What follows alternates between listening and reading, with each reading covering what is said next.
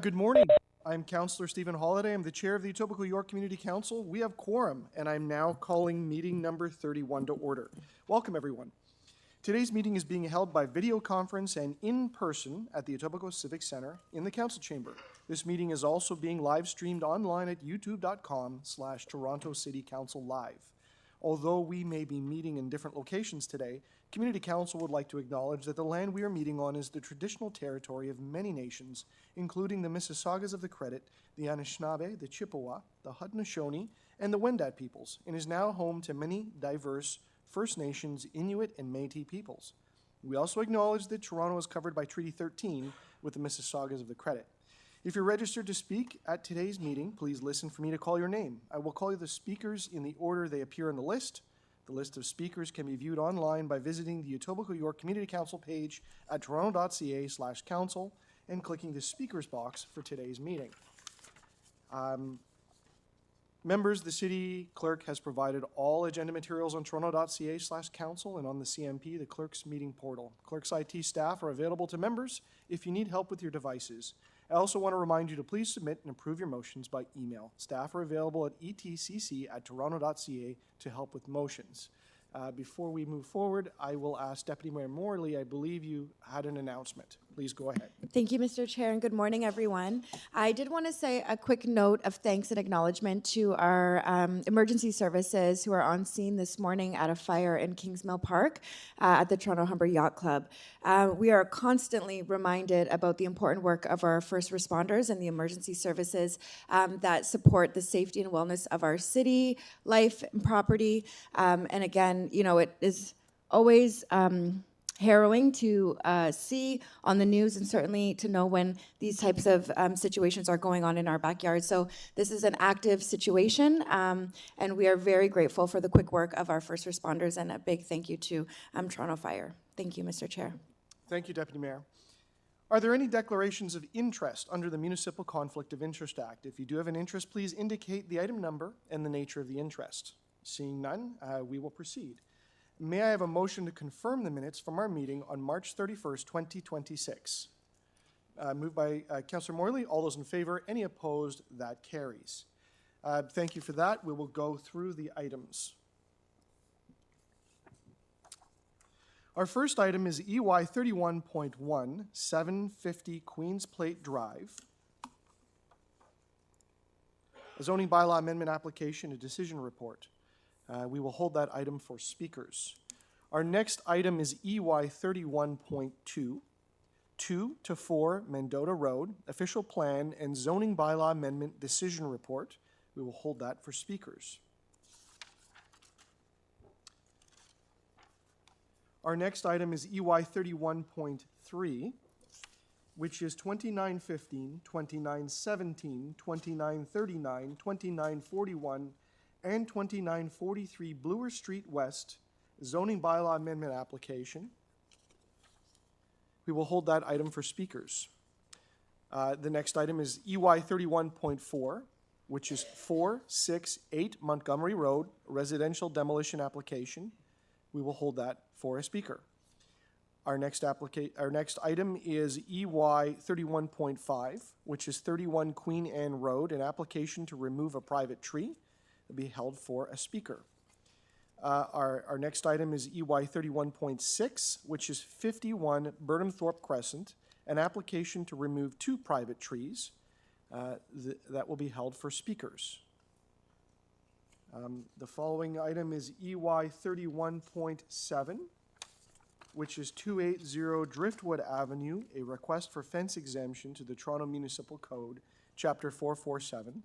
I will hold that item in my name for Councillor Perruzza.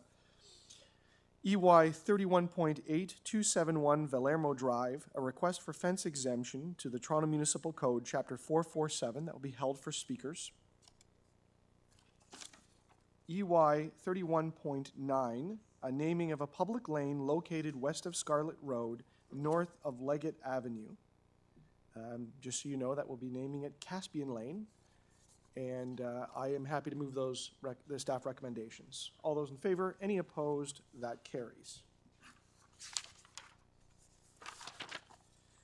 EY 31.10, 69 Widdicombe Hill Boulevard, construction staging area. I would like to hold that in my name. EY 31.11, Maple Leaf Drive and Rustic Neighbourhood Streets Plan. Councillor Nunziata.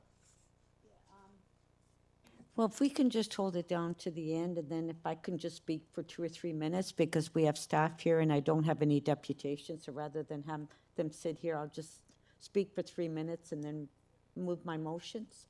So we'll go through the You agenda. need 3 minutes in motions? Okay, we'll hold it. Yeah. Yeah, EY 31.12. it's the same, it's the same thing, one. so we will Yeah. hold those together? Yeah, Okay. yeah.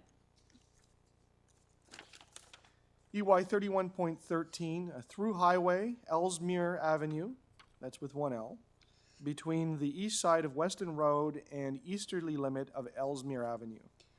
Councillor Nunziata. Yes, I'll move the recommendation. Councillor Nunziata moves the staff recommendations. All those in favor? Any opposed? That carries. EY 31.14, Canon Jackson Drive, parking and traffic regulation amendments. Councillor Nunziata. Yes, I'll move the recommendation. Councillor Nunziata moves the staff recommendations. All those in favor? Any opposed? That carries.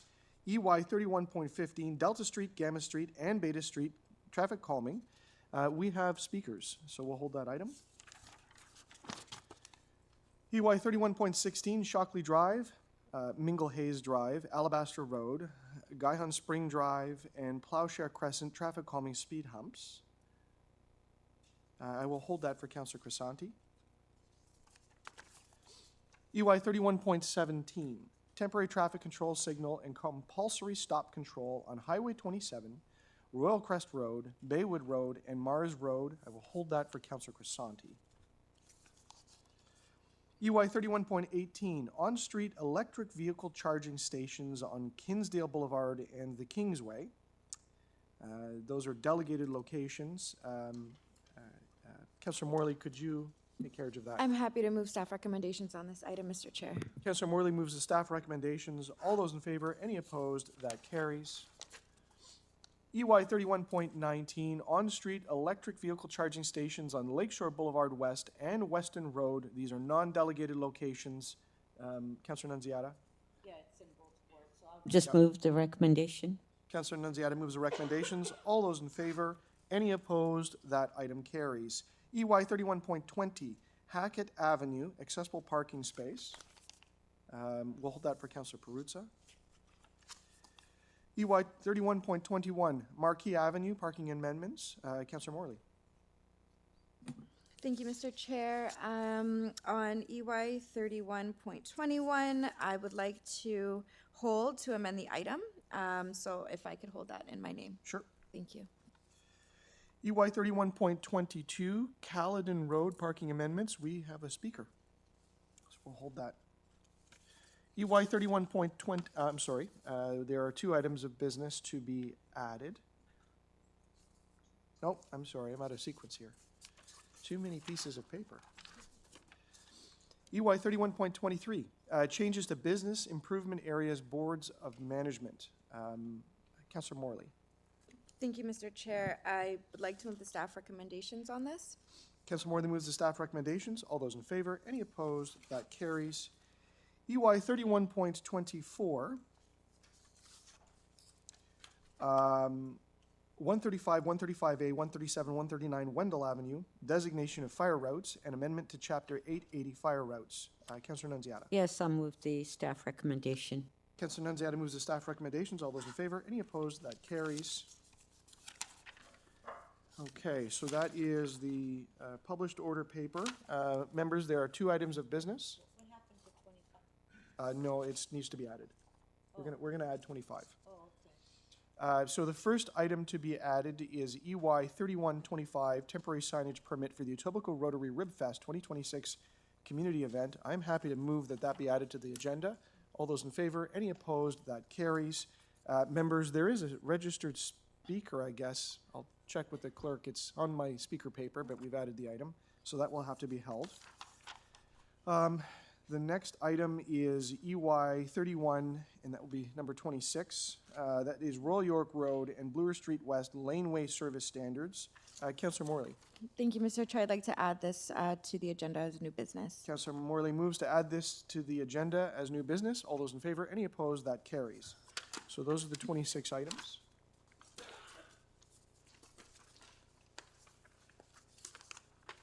Okay. I'm trusting Councillor Crescent's on his way.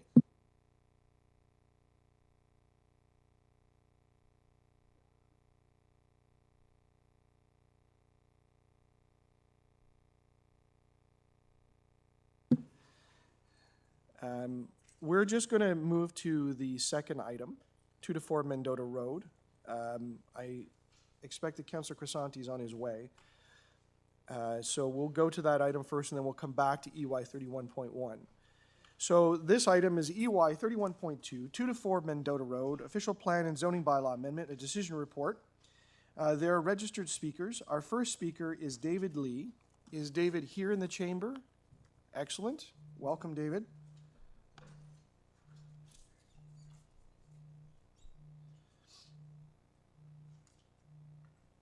Can you just give us a test hello into the speaker there? Make sure. Good morning. Nope, no sound. There's a little button on the front. Could you hit that? Give that a test. Good morning. Much better. We can hear you loud and clear. Welcome to the Etobicoke York Community Council. You've got 5 minutes. Please begin. Thank you for giving me the opportunity to speak today. Good morning. My name is David. I live at 36 Mendota with my wife and our young son. And you're going to hear my neighbors speak, and they're going to accurately detail how public storage and their operators have impacted us for the worse. There are a lot of experiences talking about how us as a community have done our best to work with them, but they continue to deliberately ignore the rules, regulations, laws, and bylaws that give them the privilege to operate a business while giving us the right to live safely and peacefully in our own neighborhood. I like to emphasize safety and well-being. The rules, regulations, laws, and bylaws are in place to allow them to turn a profit, which I'm sure they're doing, and that's why they've moved motion to try to expand their operations, but also provide everybody else that shares the space a peaceful area to live in without worrying about, well, said peace.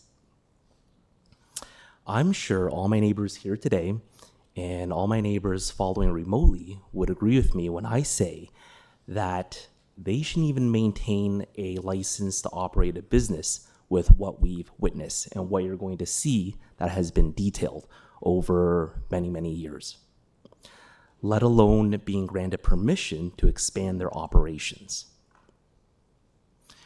We're asking that you make the right decision, and the right decision is to deny them their request to expand their operations. Because if you vote to do so, it would directly impact us and put us at even greater risk than what we've already seen. Thank you. Thank you. Before you go, Mr. Lee, I need to ask, are there any questions of the speaker? Councillor Morley. Thank you, Mr. Chair. Through you, thank you so much for joining us today and for sharing a little bit. I wondered if you could give us a little bit more color, context, or sort of details on some of the violations that you've experienced living as a neighbor to this site. I'll touch on that very briefly because Victoria has done a very wonderful job of detailing all these things. But just off the top of my head, they're operating outside of hours when they're supposed to. That creates a lot of havoc. Yeah. Another thing that we've witnessed is people are living inside public storage. That's a scary thing. That's negligent and willfully negligent on their part. We've detailed this time and time again.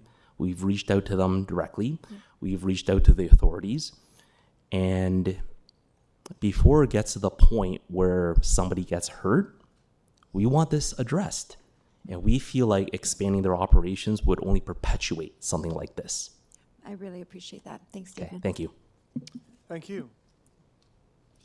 Our next speaker is Steph Mativiva. from GHD Group in the chamber or online?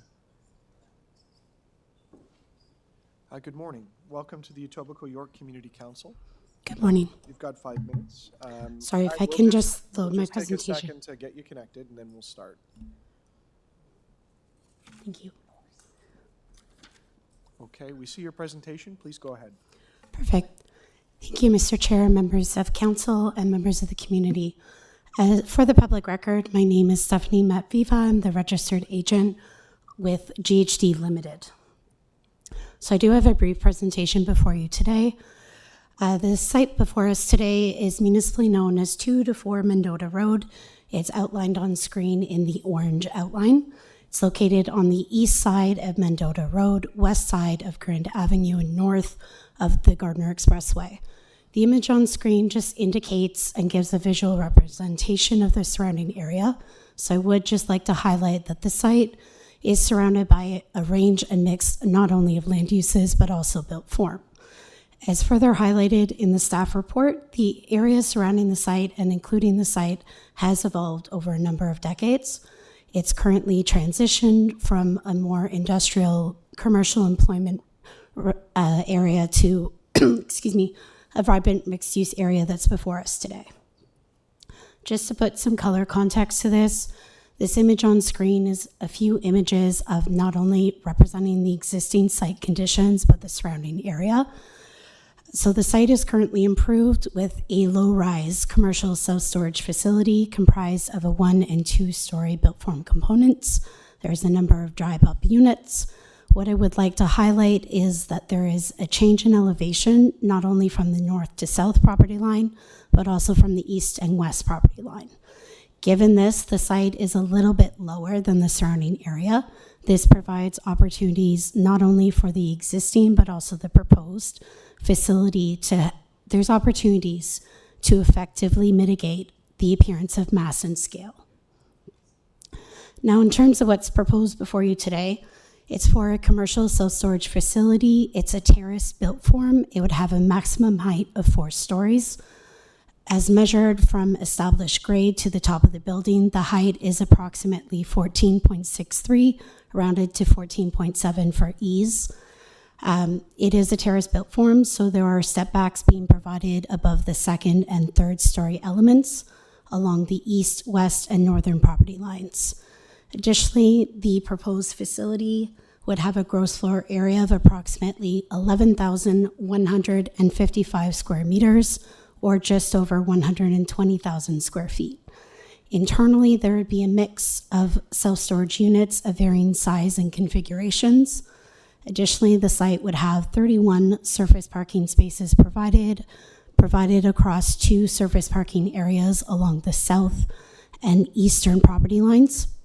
There's also fairly generous setbacks provided from the east, west, and north property lines. Of the proposed surface parking areas, there would also be 2 accessible parking spaces provided. There would be 4 bicycle parking spaces included. And lastly, there would be 3 integrated loading spaces provided, almost central, where the building sort of juts out in the middle there. Now, on screen are just some preliminary renderings. This visually indicates the terrace built form that is being contemplated. The terrace built form, again, provides opportunities to effectively mitigate the appearance of mass and scale. It is a refined built form, and it will be further reviewed as the planning process proceeds. So just to highlight a few key features of the development, again, a terrace built form is contemplated. I realize this is tech savvy, so I'm not going to go through all of it. But again, great effort and care has been taken in the proposed development.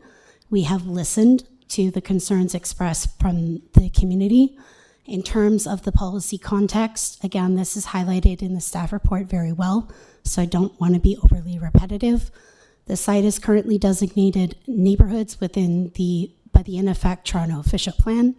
Neighborhood policies permit a range and mixture of built forms, but there is a maximum height of 4 stories.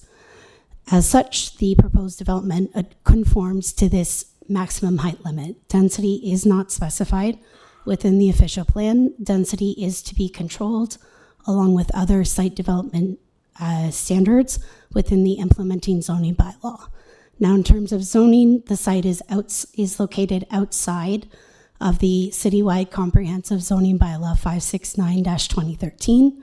It is currently subject and is proposed to remain subject to the Etobicoke zoning code. The Etobicoke zoning code currently zones it as Class 1 industrial, or I-C1. The applications before us today, I'll be brief, I promise. Could I ask you to wrap up? Yep. So in terms of the applications before us today, we're seeking official plan amendment to introduce a new siting area specific policy, as well as a zoning bylaw amendment to massage and modify the existing zoning development. Thank you. Happy to answer any questions. Thank you. Yes, there are questions. Please go ahead, Councillor Morley. Thank you. Thanks for being with us today, Stephanie. And I appreciate the presentation. You mentioned that you have listened to some of the concerns of the local neighborhood. Can you help me understand how those are reflected in either the proposal before us or any amendments or adjustments to the operations of the site? Absolutely. Thank you for the question. Through you, Mr. Chair. So some of the adjustments that have been made have been the terrace built form. So I know we have the benefit of this site being subject to a previous development application as well as a pre-submission community meeting. So during that community meeting, Councillor Morley, I recall that you were unable to attend, but we did take detailed notes. So some of the concerns expressed and what have translated into the current proposal before us, there are concerns expressed about the height, the density, the scale. So in terms of those considerations, the proposed terrace-built form does provide a mechanism and a way of accommodating the concerns about massing and scale. So you're not having blank walls very close to the neighboring residential development. What about the concerns related to operating impacts to local residents? So in terms of that concern, again, thank you for the question. So operating hours and the fundamental operation of the facility is unfortunately outside of official plan policy in the current applications before us. Having said this, I mean, we've listened to this concern. It is something that will be taken into consideration as the process proceeds. In speaking with the owners, so the new facility, if it were to be approved, would have different access permissions granted. Essentially, there would be keypad entry that would only enable certain folks that are registered to be able to enter the building. So it addresses the public safety concerns. In terms of operating hours, there are bylaws that regulate that, again, outside of zoning and official plan, but it is something that has been listened to and will be taken seriously. Thanks for that. The other concern was with respect to the amount of additional traffic that's going to be coming down residential streets and impacting residential communities. Has any thinking gone into that with respect to the proposal before us?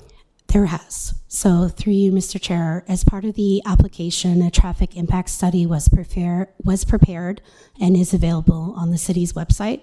The traffic impact study was prepared by a qualified transportation consultant. So they did thoroughly study the surrounding road network. They also thoroughly studied the parking demand. The TIS has recommended that the surrounding road network can accommodate the development. It's understood. It is primarily residential surrounding it, although there is a mixed-use character a little bit further north along Queensway. But that the surrounding road network, the way of access to the site has been thoroughly studied. The parking demand was found to be satisfactory for the user demands. Generally, just based on the way that self-storage facilities operate, there is not a large parking demand, so it was found to be appropriate. And additionally, effort was considered. We heard this concern from the community as well as from staff through the technical review of the application. So there was an effort to see whether access could be accommodated off of Grand Avenue. It was thoroughly reviewed, ultimately for a number of reasons, including public safety, the grade differential that I mentioned. It was found to be infeasible. So these concerns have been thoroughly considered and we've taken them to heart. The last quick question that I have for you, and you may not be able to answer this, appreciating you're here as an agent specific to the planning matters, but the concern that was raised by the deputant before you about people living inside the storage units, is that something that's permissible in this location? It's not. Again, it's outside of official plan and zoning bylaw amendment. It's understood that this can happen. So when the owner is aware of these circumstances, the appropriate procedures are followed, including making contact with Toronto Police. Thank you. I'll leave it there, Mr. Chair. There are further questions. Councillor Nunziata? Yeah, just on that question that Councillor Morley asked. So then you are aware that there are people living in the storage facility then? Through you, Mr. Chair, not me personally. We have heard those instances and the circumstances that it has occurred. So why haven't you taken action then? Through you, Mr. Chair, the actions have been taken. So again, when this occurrence is understood to be occurring, contact is made with Toronto Police. There are procedures in place. There is only so much that can be done within the binds of the law. Yeah, but the people that are renting the storage, you know who they are. So if you find out that they're actually living in there, can't you just revoke their permit? Through you, Mr. Chair, that's... I mean, because you have to apply for a permit and license to be in there, correct? That's a question for the owner. I know that you do have to make there's legal contracts to make sure that you're abiding by the operating rules. So the existing storage has been there for 40 years, right? Correct. And what you want to do is, what your client wants to do is demolish the existing storage and replace it with a larger and taller. So what's the reason for that? Is there a market for it? What's the reason for expanding it? Because it is in a residential area, am I correct? Because I don't know the area, but it's in a residential area. So why would you want to expand it when there's an existing issue that you have there? Through you, Mr. Chair. So the reason for the application is to modernize the building, modernize the operation. So the self-storage business has changed. The modern facility would better accommodate business needs, but also user demands. So there are existing examples in the surrounding area where it's a little bit different of a service delivery model. There is existing facilities along the Queensway, which is a little bit further north of this location. There's also another facility along Lakeshore Boulevard West, so a little bit southwest of this location. So in terms of the reason for the application, it really is to modernize it, make it better meet business demands, but also user demands. In the changing climate, with housing units the way that they are, there are times where storage is required or desired. Yeah, but most of the storage facilities I know that are being built, they're not built in residential areas, they're built in industrial areas where there's not an impact on the residents. So I agree, because I have a number of storage facilities going up in my ward as well, but they're not in residential areas. They're industrial areas or even on main streets.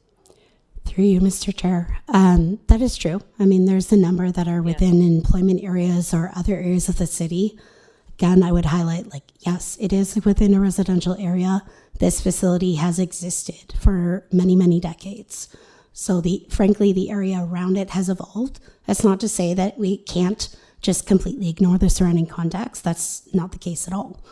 But there are, like I said, there are existing examples of where self-storage facilities have been integrated within a mixed-use or residential context, including that Lakeshore example that I mentioned. Thank you. Thank you. I have a couple of questions. Certainly. Can you tell me how many units are in the existing storage building? Approximately 131.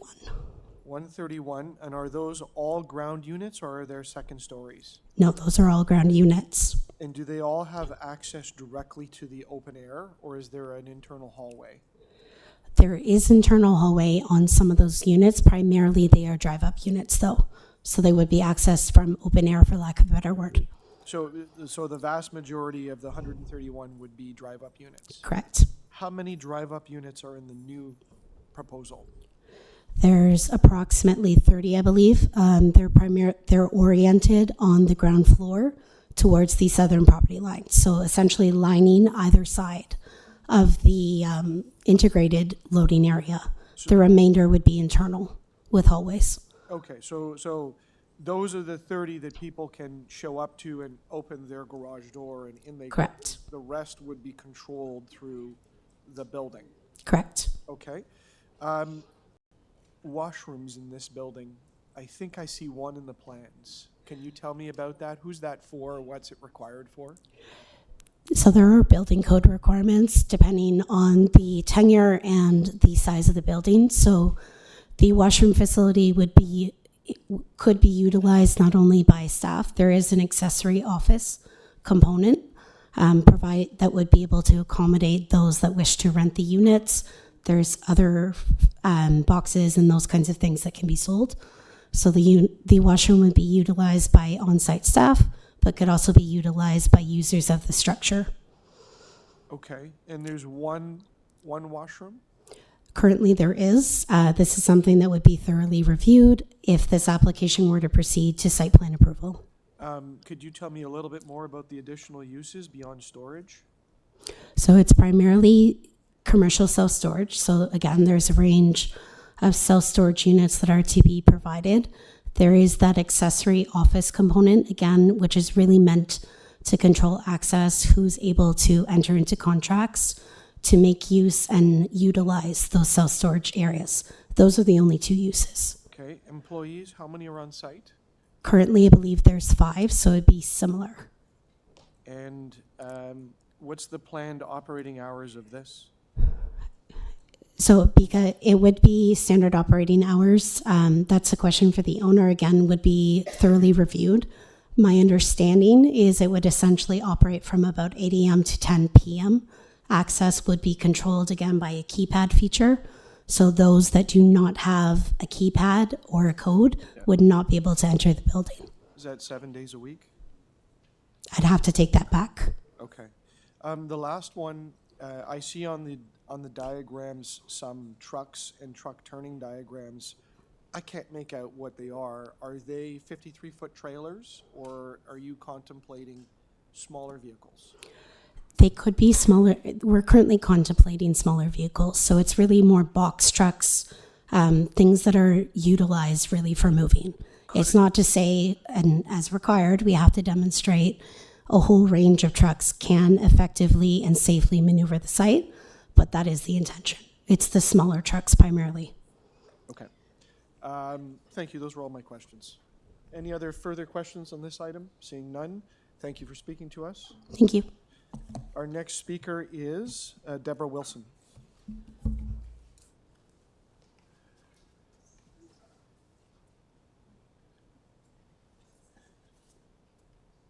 Welcome, Deborah. You have Thank 5 you. minutes. Good morning, everybody. I'm just going to read from my phone. My name is Debbie Wilson, and I've lived on Mendota Road for 28 years. I believe I'm one of the OGs. I've watched my community grow and prosper into an incredible, wonderful place to live. Within the last few years, public storage has basically hijacked our roads, with countless cube vans and trucks racing down Mendota Road, sometimes reaching speeds of 80 clicks per hour. This happens frequently. If this proposal goes through, that will be the least of our problems. Our property values will dramatically diminish. It will no longer be the community it is now. Our health and safety will also be dramatically affected. Interestingly enough, earlier, Councillor Morley spoke to the impact of our emergency services and having access to our roads. If this proposal goes through, that will be very difficult, almost impossible, for emergency services to reach us, particularly in the winter months when there's buildup of snow. I am imploring this council to act with common sense and decency and to vote no to this expansion. Thank you. Thank you. Were there any questions of the speaker? Councillor Morley, please go ahead. Thanks for joining us, Debbie. I really do appreciate it. And I know you've been a longstanding resident in the community. A similar question that I had asked to David earlier, just around some of those specific issues that you have seen go unaddressed by the current property owner and operator. Can you give us a little bit more, a few more examples of what you've complained about directly and seen not be addressed? Sure. So many times I have gone directly into the offices of public storage, I've spoken to them about the vagrant people that are residing in there. Again, I'm not going to speak too much to it. My neighbors have that information. We have stopped cars and trucks and cube vans basically going into the middle of the street to tell them to stop. There are countless dogs, pets, small children in the neighborhood freely wandering around. It has become a raceway. They don't care. That's the problem. I really appreciate that. Thanks, Debbie. Those are all my questions, Mr. Chair. That's it? Okay, any further questions? Seeing none, thank you Thank for you. joining us. Our next speaker is Marshall Platt.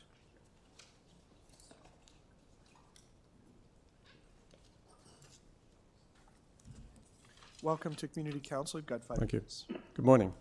Morning, Chair and members of the committee. My name is Marshall Platt. My wife, Tanya, and I live at 36 Mendota Road, Unit 3. I'm here today, along with many of my neighbors, to express strong opposition to the proposed rezoning and expansion at 2 to 4 Mendota Road. I submitted written comments last week, and I asked that that submission, along with this deputation, be included in the public record. I addressed 3 main topics in my original submission, but will focus on the transportation impact study in my 5 minutes today. Additional comments are obviously in the deputation. The study identified that the proposed expansion anticipates a 360% increase in traffic flow as a result of expanding the facility footprint by a similar percentage. This includes the addition of 3 Type A loading docks accommodating heavy single-use trucks. These increases and additions are significant by any measure, yet the study concludes that these projected volumes will have a negligible effect on the overall network. And in my view, that conclusion is flawed from many perspectives. The most significant anomaly, firstly, is where the study identifies concerns with intersection spacing and corner clearance within the related road network, and specifically concerns at the Daylesford and Grand Avenue intersection, when the study assessed whether Grand Avenue, which is significantly wider than Mendota Road, was feasible as an entrance point for the facility. They concluded that it was not feasible as a result of the intersection spacing and corner clearance concerns. Yet the study then ignores applying the same logic of concern to the smaller and narrower intersections of Daylesford and Wesley and Mendota, which ultimately would carry the load of the 360% increase in traffic along with the increased truck traffic. And as a side note, Daylesford and Wesley and Mendota are 3-way intersections, and Daylesford and Grand Avenues are 4-way intersection, and that was deemed concerning. This is not considered or addressed anywhere in the study and seriously brings into question the validity of the conclusion reached in the study that the impact is negligible, a double standard, no doubt. There's also no mention of or consideration in the study of the dead-end nature of Mendota, forcing 2-way trips and limiting maneuverability, especially now that there's 11.5 meter in length trucks being accommodated. They did a study to assess the internal maneuverability within the storage unit, but did nothing to assess the maneuverability outside for those trucks. And if you looked at the diagrams and to see what it takes to move those trucks around, there's no ways trucks are moving around at the bottom of the dead-end street if they need to. There was also no consideration in the study of winter conditions, where snowbanks routinely reduce Mendota, Wesley, and Daylesford into effectively single-lane roads. Clearly, this will have an impact as usable road width becomes compromised in these conditions, even more so for truck traffic. There's also no consideration in the study of the 27 on-street parking spaces which are available to Mendota Road residents and which further reduce usable road width below safe standards for truck passage. There was no consideration of turning radii constraints at key neighborhood intersections, and it does not sufficiently address under-parking considerations and how this would impact the road network in the event it arises. So how would trucks deal with delays when forced to wait? The size of the street and the dead-end nature creates not only a safety hazard in these circumstances, but also impacts the enjoyment of property as a result of congestion. The only basis that seems to have been provided as an expectation for reducing the volume increase anticipated is reliance on transport demand management measures recommended to encourage alternative modes of transportation and reduce the number of single occupant vehicle trips generated by the proposed development. The logic of this and how it might apply to a storage facility to meaningfully impact a 360% increase in traffic volume is quite honestly hard to fathom. So on this basis, I urge the committee to reject the conclusion reached that the impact of increased traffic is negligible. It clearly is not. It will have a significant impact, and reject the rezoning and expansion proposal accordingly.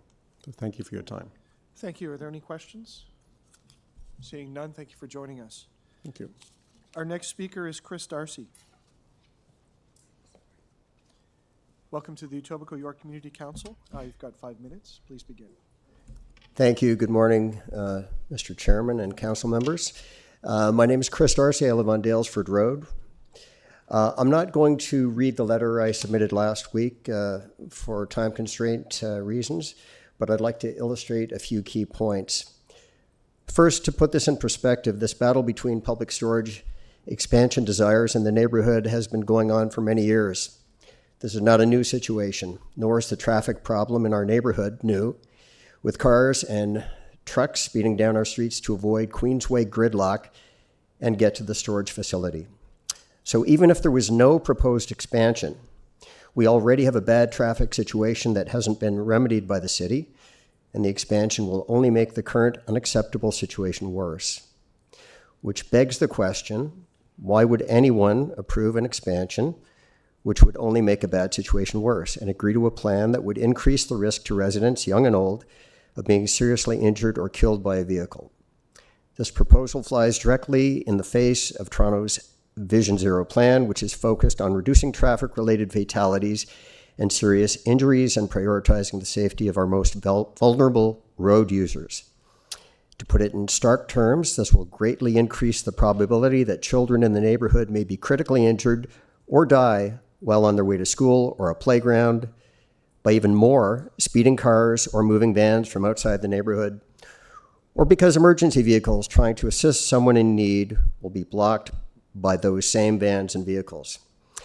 But increased traffic safety and congestion is just the start. With all due respect, no reasonable, rational decision maker, after reviewing our submissions and the facts, would also ever agree to a proposal that represents inappropriate land use, that doesn't conform to the official plan, that represents improper intensification of illegal non-conforming use, a proposal that is incompatible with the surrounding residential context of low-rise homes, a proposal that produces negative transportation impacts and infrastructure constraints, a proposal that increases pollution, environmental damage, and related negative health impacts.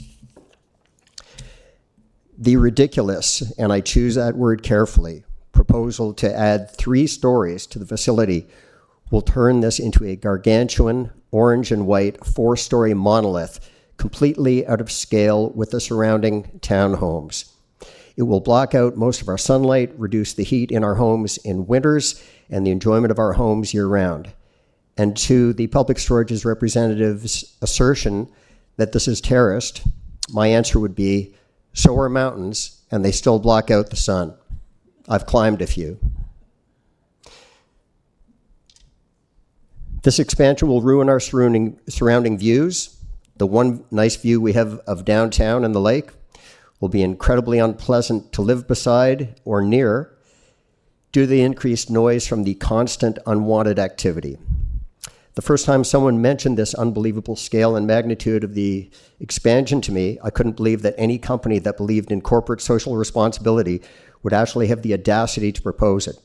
In the same vein, we cannot believe that any rational, reasonable, responsible city planner or council member who truly believes in supporting safe, livable neighborhoods would vote in favor of such an outrageously bad proposal, which is negative from every aspect and in every way. If you've read the material, listened to the facts, looked at the drawings, watched the videos, and reviewed the photos we've submitted, it should be obvious that there is no justifiable reason to vote in favor of it. If you have listened to our valid specific points about how there is no way there will only be a negligible increase in traffic as a result of the 3.7 times increase in floor space, which Marshall alluded to, about our streets' inadequate intersection spacing, corner clearances, width, especially on Mendota and especially in the winter, about the lack of space on our streets or the turning radiuses is required for trucks and vans, and about how people living in some of the storage units and wandering around the neighborhood during the day and night, trespassing and making residents feel unsafe in their own homes. Then again, with all due respect, there's no way anyone should vote in favor of this. It simply makes no sense because a 370% increase in storage capacity, it is with an increase, it is a certainty that all these problems will only get worse. Normally, when a decision of this magnitude is before any governing body, the pros and cons are weighed against each other. We've given you 17 or more, I've lost track, valid, well thought out reasons why this expansion should not take place, yet none of us have actually ever heard anyone explain why this would be good or positive for the neighborhood or for its residents. The only party that would benefit is a $5 billion company called Public Storage. Thank you. Are there any questions of the speaker? Seeing none, thank you for joining us. Thank you. I'm sorry, no, hang on. Councillor Perruzza, go ahead. Just curious, this is could you envision anything other than a storage on that spot, or just nothing happened there at all?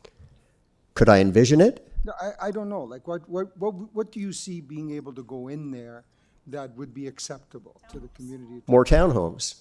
What? More townhomes. I mean, it's unpleasant for the folks on Mendota and those of us who live near where the trucks are going by and the increased traffic. It's bad enough as it is. This would only make it worse. Can I envision? We put up with it. I can't envision anything else. So you said what? Townhomes? Townhomes. Like townhouses? Townhouses, yeah. How tall?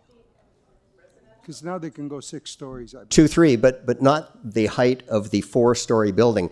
If I look from my deck, which is already above ground, and I look over to where it's going to be, it will completely block out the sky. It's completely out of scale with the surrounding neighborhood. So, I wish I could take you all to my back deck and have you look that way. So you envision 4-story townhomes back here? No. Nothing. How about nothing? Or just leave it the way it is if it has to stay there. But why increase it from 1 to 4 stories? These are commercial stories. I don't know. I'm asking you, right? I'm just asking what do you see potentially there that might be acceptable? So basically nothing, 0. Or townhouses, or bungalows, or I mean, residential. It's a residential neighborhood. All right. Thank you. Thank you, Councillor. Thank you. Our next speaker is Andy Hicks. Is Andy here? Great. Welcome to Community Council. You've got 5 minutes. Thank you. I don't plan to say much. I'm the company representative. I'm here to answer operation questions if you'd like to. I think I can answer them a little better than Stephanie. And just one clarification, one of the questions that was asked was number of units that were in the facility currently. There's about 275 units, 280 units approximately, not 130. I believe about 130 are currently outside accessible drive up approximately. So you go right ahead and you can Oh, but before I start, actually, one more thing, just one clarification. We do not permit anyone to live in our facilities, period. We do not permit that to happen. If it does happen, we take action as quickly as we can, and we ask people to, and we force people to move out. And yes, I mean, it does occasionally happen in the storage business. It does happen. People rent it, and they can come and they can go, and as soon as we determine that someone is living in there, we take action. That's company policy. We always do it. So it's very, very clear. We do not. Hang on, Yeah. hang on. I'll let you ask the questions. Thank you. I'm going to ask members of the public and members of the committee to maintain order in the room. I know this is difficult, and I know this is really important to you, but it's important for us to have people answer the questions and be able to hear. So if people are shouting out or debating the answer, we can't make sense of it all. So I get it, but just please help us maintain order. So we'll start with Councillor Morley. You had questions, and then Councillor Perruzza. Thank you, Mr. Chair. Councillor Through you. Nunzio. Thank you for being with us, Andy. You are an important person for us, I think, to hear from today, so appreciate you taking the time. There are a couple of points that have come up from the deputants, and if you've looked at some of the submissions that have come in on this item as well and been part of the public process, you'll know that the community has some significant concerns, as well as I do, with the expansion here. So I'll just ask you a couple of questions. The first one, to pull on the thread my colleague, Councillor Nunziata, mentioned, what's the rationale here for an expansion at this site? The facility is aging. It was built in 1980. It needs to be modernized. Well, it doesn't need to be modernized. It begs to be modernized. It's an old facility. It doesn't have a lot of the modern amenities that our customers now ask for. It's not as secure as a new facility would be. It doesn't have as many of the new modern sort of security features that we would have in a new facility. And it's underutilized in our opinion.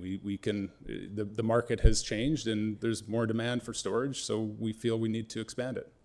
With the access, sort of the lack of accessibility outside of coming through a residential street, and some of the concerns that we hear about the truck traffic and concerns related to the volume of traffic coming through a dead end, what is ultimately a dead end street and a residential street. Can you speak to any response to that? Like, do you appreciate that there are concerns for the folks that are living abutting this dead end street for the existing volume of traffic and those impacts? Yeah, I absolutely understand the concern about traffic. It's a concern that I would probably share as well, and if I lived in a neighborhood like this. But the reality is that storage is one of the lowest traffic uses you can have in a commercial environment. It is, which is why part of the reasons why Toronto itself has eliminated parking from the bylaw as far as a minimum required parking requirement, right? You seek to ask us when we make proposals, how many parking spaces we need in a facility, because the city has acknowledged that we do not require a lot of parking because it does not generate a lot of traffic. As far as neighborhood traffic is concerned, all I can do is go back to the traffic engineer. I am not a traffic engineer. We hire professionals to do that. So I can't call into question the engineer's report. I'm not an engineer. But as far as the report showing that traffic is reasonable for the neighborhood, then I can't really comment on that. So. Have you been down to the site? Yeah, I go there quite often. Yeah. Okay. With respect to the concerns about inappropriate usage, people living inside the units, can you advise how many complaints or how many instances in the last year that you've had on this site of people living in their storage units? I do not know that, and I don't have that information. I would have to talk to the front desk staff, which I do not have. I have not done, so I can't speak to that, unfortunately. Okay. Okay. The last question, I just wanted to confirm, what is the protocol when concerns come forward with respect to people living in their units? When concerns come if forward. If neighbors complain to, as we've heard from deputants here today, they've taken the time to flag these complaints. What is the protocol? Well, before anybody would even come to us and make a complaint, if we were to see somebody living in a unit, and we watch for that, We watch for the signs of people that don't leave the site or things like that, and or that they're coming and going and leaving a vehicle there, and you know, we do watch for that before anybody even would ever complain of that. If that happens, or if somebody complains, we'd approach the tenant, tell them they can't do it, and if they don't comply, we will evict them from the property effectively. How long typically does that process take to evict someone from a unit or property? It's usually about a 30-day process. I mean, we will certainly do our best to stop them from being on the property, but we have to give them notice under agreements. They obviously they can't be doing what they do. It specifically states in our agreements they're not allowed to live in our units. We will take action as quickly as the law will allow us to do it. Yeah. Thank you. Those are my questions, Mr. Chair. Thank you. Councillor Perruzza? And Mr. Chair, I have a question as well. Gotcha. I think in part you covered my question, because I have some storage facilities in my ward, and they're not great generators of traffic. Like what in this particular place, how many trips a day would this facility generate? Again, I would have to look at the traffic report, the engineer's report, what they calculate. I haven't done the counts myself, but I think we probably have those in the reports. But some days you might not have any traffic, other days you might have more traffic. Right. So it varies, right? I probably don't really want to put a number on it because I can't give you the number right off the top of my head. And typically, in your experience, trucks and size of trucks that come to these facilities, I haven't had any complaints, and I have a couple that butt up residential neighborhoods as well, just simply because of the way sort of the industrial lands were married with residential neighborhoods historically. I don't typically get complaints of like 18-wheelers and big box trucks going to these things. They're typically like the smaller type moving vans and things like that. But I just wanted to know if it's any different here. No, this facility is not set to accommodate like a 53-foot trailer. It's built primarily for about a 26-foot long box truck, which would be, total length would be about 35 feet would be the maximum size truck we would typically see at this, which is a U-Haul, the biggest U-Haul that you would see on the road. And in terms of the storage units, what's your biggest storage unit and your smallest storage unit, and what's the average in between? Yeah, the unit sizes range from 5 by 5 to, I believe we have a 10 by 30 in this particular space. 10 by 30, about 300 square feet. Yeah. So that's a typical self-storage unit mix. And how many 300 square foot units do you have here? I would say there's not a lot of 10 by 30s. There's probably more in the 10 by 20 to 10 by 25 range for the larger unit sizes. It's probably about 200 of those approximately in the new facility. Yeah. And in some of the facilities that I have, you got like those gates, sort of electronically monitored gates with cameras and so on. I know that license plates are taken going in, numbers of people taken going in. You keep track of all those things, and as well as when those folks leave. How are you going to secure this facility? How's that going to work? Well, this facility will, just to be clear, this facility right now does not have a gate on the front of it. We do not have a gate showing on the entrance. Currently, we do have a gate. The new facility does not show a gate. We will largely control the access through the building loading area, which is all going to be keypad control. The vast majority of the units in this building will be interior accessed units. We will have some units that are accessed on the outside. As Stephanie had mentioned, I believe it's approximately 30, whereas right now, the vast majority are effectively accessed from outside the building without any key card access. Once you get on the site, once you go through that gate, you roam free around the site. The new facility will be, like I said, the vast majority of the units will be inside the building, approximately And so 700 of them. let's say I leased one of these units from Yeah. you for storage purposes. What assurances do I have that my stuff is going to be secure on your site? We provide alarm systems in the building. We will provide camera systems on the site. There's never any guarantees, but we certainly do the best we can. We take all the precautions. We typically have live video monitoring on our sites, on our new sites. And we would have floor controlled access on the unit. So if you're on the 4th floor, the elevator will only allow you to get to the 4th floor. It will not allow you to get to any of the other floors. So we limit the accessibility to the space in one of these modern facilities much more so than we do in a. And in terms of your own personnel on site, like from security to cleaners to people who just generally maintain the place, like what would that look like in a typical day? Our staff walk the facility every day looking for anomalies. They do a unit check every day, making sure every unit has a lock on it. It's a requirement of our facilities that every unit has a lock on it, whether it's vacant or not. So that's one of the checks they do. They clean the facility daily. Essentially, they're staffed every day from the hours of 9:30 in the morning till 6 p.m. Weekend hours are slightly different, but 7 days a week. And yes, so there's staff on site.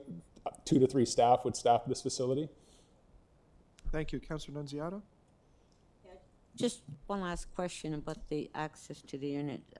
So when they sign a lease for the unit, are part of the lease, does it not have a condition on what the use is?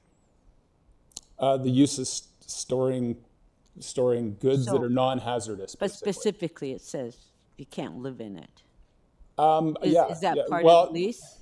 I'd have to look and tell you for sure, but I'm pretty sure our lease does have that in there. Yes, I'd have to check to confirm 100%. And if it's not, we can easily add it. It's not hard to do that, but we certainly do not permit people to live in the unit. It's specifically for storage.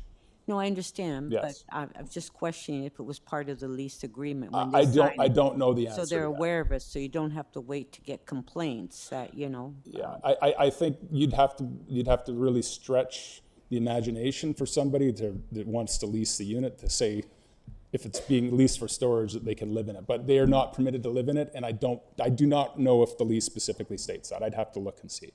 Thank you. Yeah. Councillor Crescent? Yes, thank you, Chair. And so I really don't want to belabor this, but my question is around the whole concern and the community's concern about people potentially living in these units or have been living in these units. I'd like to understand your business model. So someone comes in, they want to rent or lease a unit. How does that come together? What questions are asked? How are these individuals vetted before they get approved to be able to take a unit? Well, they come to us with a need for storage, clearly. Right. It's a demand-based business. There's lots of reasons people need storage. It could be moving. It could be a small business that need the space. We service, usually there's 25 to 30% of our customer base are small business type tenants that can't afford to rent a large space, and this is kind of gets them going in their business. There's people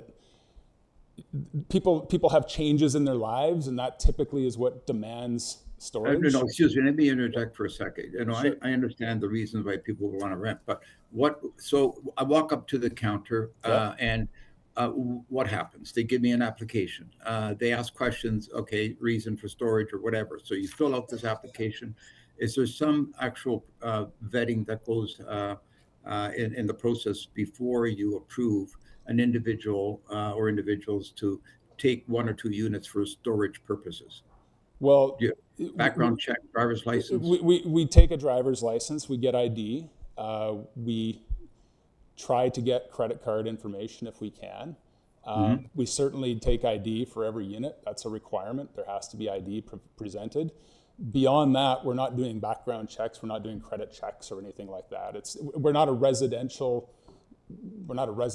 tenancy. We're not doing those types of things. But we certainly give our staff the we give them the ability to make judgment calls when people are renting from them if they feel that there's potentially a safety issue or something like that. But it's very hard when someone comes to the front counter to deny them service.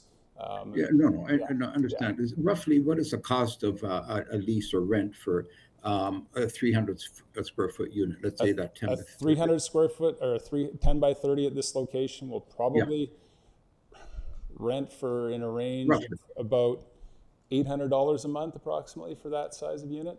Okay, Maybe a little more at that location. I'm just trying to wrap my head around the concept of someone coming in, filling out an application. Here's my driver's license. Here's a deposit.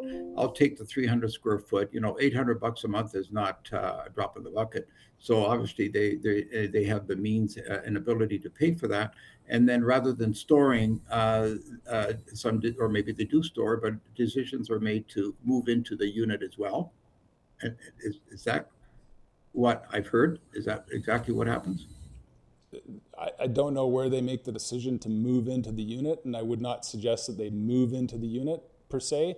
As we all know, there's people that are down and out and destitute, and people will do whatever they can do to find a shelter, right? So I don't know what goes through somebody's mind when they decide that they want to live in a site of storage unit, but it does happen occasionally, and all I can say is that we take action when it does. So anyway, so it does happen, but you're going to take additional steps to ensure it doesn't happen moving forward, I gather, given your application that's in front of us.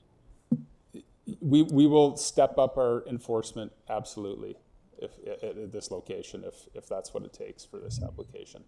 Yeah, thank you, Chair. Thank you. Don't go away, Mr. Hicks. I'd like to ask some questions. Sure. And I thank you for your patience. As you can see, we're very interested. Yeah. I wanted to, members of council have experience in dealing with things like encampments, and they're hard. One of the things that I've learned is there's often access to facilities that allows something like an encampment or the occupation of a storage unit to live in to continue, access to food, access to hygiene, showers, access to washrooms. And it's the last point I wanted to ask you about. I asked the consultant about washrooms. Can you tell me what's on the site now and what your vision is for the future, and whether or not there are controls that would not enable somebody to live there? We right now, what we have on the property is one public washroom, and it's accessible to the people when they get on the site to use. I don't know right now if the staff are locking that washroom down and asking the people to come and get a key to go and use it. We do that on some sites, and I'd have to ask the question. I don't know if they're doing that right now, but we can do that. We give our staff the discretion to be able to do that. With respect to the new facility, there would be washrooms inside, and I'd have to look at the plan, but I believe we have washrooms in the office, and I believe we have washrooms in the facility as well, inside the loading area. In order to get into those areas, you would require keypad access to get into the area. The office would only be open during office hours, obviously. If there's a washroom inside the warehouse itself, then we would require, you'd have to get into the building, which would require a code access. We can take further measures, which we have done in some cases where we've had issues where people would come and just use our washrooms, where we put an additional code, a keypad on the washroom door itself. We aren't envisioning that right now, but we certainly can do that to secure it even further. That being said, if anybody rents a unit with us, they get a code and they have the ability to get into that washroom. But we can see who goes into that washroom at a certain time, and we can also control the hours at which the doors will open and close with that keypad. So I guess what I'm getting at, what I've heard, I think through the deputations, is that it's one thing to have somebody show up, drop off their stuff, or pick up their stuff and leave. Time there is short, they come and they go. If people linger or come at odd hours, they have purpose and opportunity to stay. Sometimes they stay and live there. It is the facilities that support that activity that allows it to happen. So I realize you can't promise anything, but I think I've heard from you that you would take a look at those circumstances. Absolutely, absolutely. And just to be clear, our hours of operations in the building are from 6 a.m. or 5:30 a.m. until 10 p.m. That's when people have access to the building. We do not provide 24-hour access. There are rare occasions where that's been given, but we don't, as a policy, we don't do that anymore. We shut it down at 10 o'clock. If anybody is inside that building, and again, the outside units are a little bit different than the inside the building, but the inside of the building, there will be alarms that will be automatically setting at 10 p.m. or shortly thereafter. And if there's anybody in the building that wandering around, it will set off alarms that will, and security response will ensue from that. So that's an important distinction. So if somebody was going to live there, they would have to live in one of the external facing units, of which there are 30, I think. Approximately, yeah. Either that or they get locked in after 10. Yeah. Okay. Yeah. Parking cars, do you allow the storage of things outside the building? There is space at this property, and we have in the past. I'm not sure if we are right now, but we have allowed vehicle storage at sites in the past. At this site in the past. This new facility will not. We will not be permitting any outside storage at all. So the 30 or so parking spaces are for people that are coming in. Strictly for parking. All right. So nobody's going to live in a camper or a car. And just to be clear, that those 30 spaces are probably far more than we need to operate this business. Understood. Yeah. In terms of regulation for hours of operation, can you tell me what laws govern that? I mean, I can ask the staff that, but you said that you're 5:30 a.m. to 10 p.m., but that's your choice. Do you have regulatory restrictions on when you operate? Not to my knowledge, no. Okay. Thank you very much for answering my questions. Yeah. That's it? That's it. Excellent. Okay. Unless somebody else has more. No, thank you for joining us. Our next speaker is Darlene Barnes. Is Darlene here or online? Great.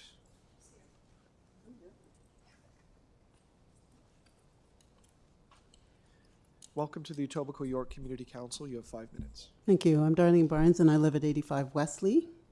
And I have lived in the area for 29 years, so I was currently there before when there was a scaffolding place and a wig factory that was there, and they were all, of course, one story. And I do have concerns about the amount of traffic that I see coming along Wesley and along Dalesford.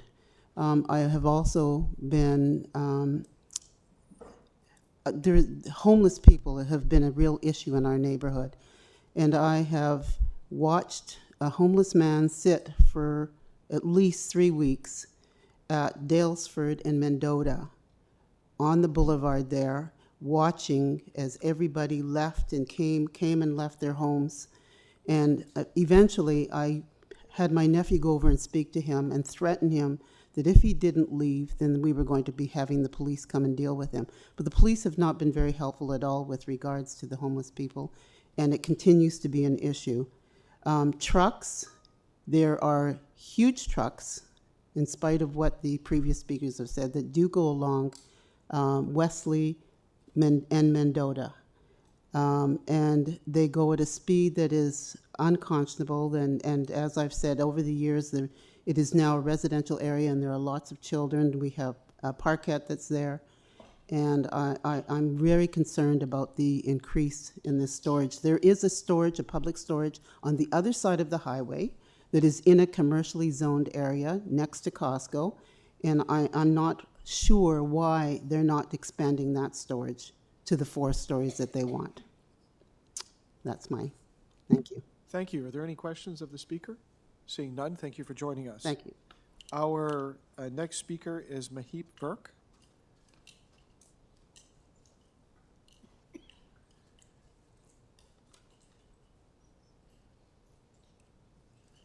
Welcome to Community Council. You've got 5 minutes. Good morning, everyone, and thank you for your time. Could you just tilt that a little closer? Good morning, everyone. Ears don't Sounds work. better? Much better, thank you. Okay. I have lived on Mendota Road for over 15 years, and this is a very close-knit community. Mendota Road is a dead-end street. my colleagues who are going to speak, the other residents, are going to provide photos of how about the traffic. We have talked a lot about traffic. Now, my major concern of what I'm going to talk about is the solutions and the answers that have been given by public storage. So public storage is it is a gated facility, and they are responsible for everything, and they have provided reasons and their progress and whatever they're going to do inside the public storage. Now, the concern is outside the public storage. What happens is our responsibility, and the response every time we get from them is they have no control over what happens outside. So in regards to traffic, if there is a resident who is speeding, we have approached that resident and expressed the concern, reminded them that the speed limit is 30. But a person who's speeding, who back and forth from public storage, who is going to stop them? We are not. They're not going to listen. We are asking for disputes. We are asking for fights. We are asking for road rages. In regards to people living in the facility, the answer given was that we notify the police. Now, that is just an answer, and that's an empty answer, because police is not going to do anything. It's a private facility, and the police will not enter any of the public storages without a search warrant. In order to obtain a search warrant, there is a lot of information required. There is surveillance required. And I am very sure, and I'm sure many in this room will agree, that we do not have, the police does not have the resources to do surveillance on one of the units of the public storage, just to see if somebody is living there. We have had many issues of people living in the public storage. I have had a female at the back of my house who was approached, who was confronted for living in the public storage. Now, I do not find that safe. I had 2 young girls living in my house at the time. I had to get a camera. The camera is not going to protect me, but it may show, it has gathered the evidence that the female was in my backyard. When the storage employee was approached in regards to people living there, they said that they have 5 employees. I live very close to the public storage, and I have never seen 5 employees there. I see 1 man or a woman sitting in the front office. When the question was raised that the people are living there, his answer was he does not have a window and he cannot see. That's not a suitable answer. We are not going to make a window for them, for him to see. Most of the answers that are given and excuses that are given is that they're going to have keypad access. I am not very sure of all the problems and issues that have been raised by the residents, how much one keypad is going to protect us. In clear words, it's definitely not going to protect us. There is a keypad right now. They have notified about the timings of whatever the morning timings are. Those are the timings for an employee to be there at the office. Those are not the timings for people to access it. People have access through the keypad 24 hours a day. Most of the businesses, most of the trucks that come into the facility are the food trucks. That is a very one of the most lucrative business that public storage has. So when a food truck has worked all day and they come to park their food truck at the storage facility, it is washed and cleaned there. The person who has been operating in the food truck all day is tired, and he would like to listen to some music at that time. So the music is on. But we don't want that music. We are sleeping at that time. In regards to the alarm system, they have advised that there'll be alarm system. Now, who's going to hear that alarm system? Can I get you to wrap up, please? Okay. It is going to be us. Basically, our life is going to be living hell if this public storage is expanded.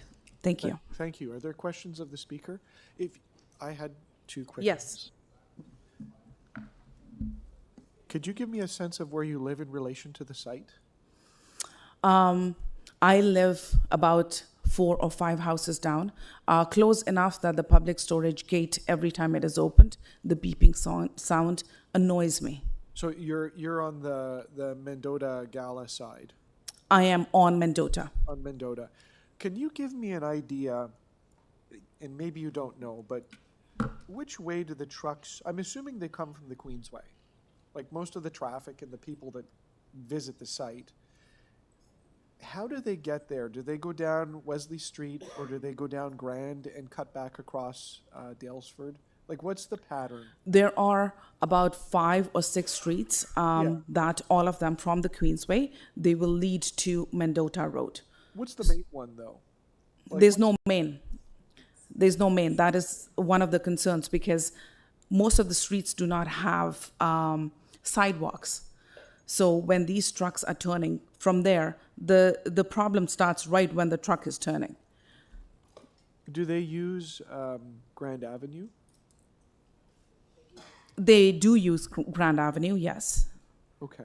I'm sorry, I have to ask this. No, 'cause no, I'm probably that's- the only that's person, totally or fine. The communities are the only people that know, how the trucks move. Okay, thank you for answering my question. Thank you. There's no access from Grand Avenue. Right, but they would turn down Dalesford. So they may turn from Grand Avenue to Dalesford and then then around turn the to block. Mendota Road. Yeah. Okay. Yes. Thank you. Thank you. Our next speaker is Jose Luis Flores. Good. Welcome. You've got 5 minutes. Thank you very much. Good morning, Councillor.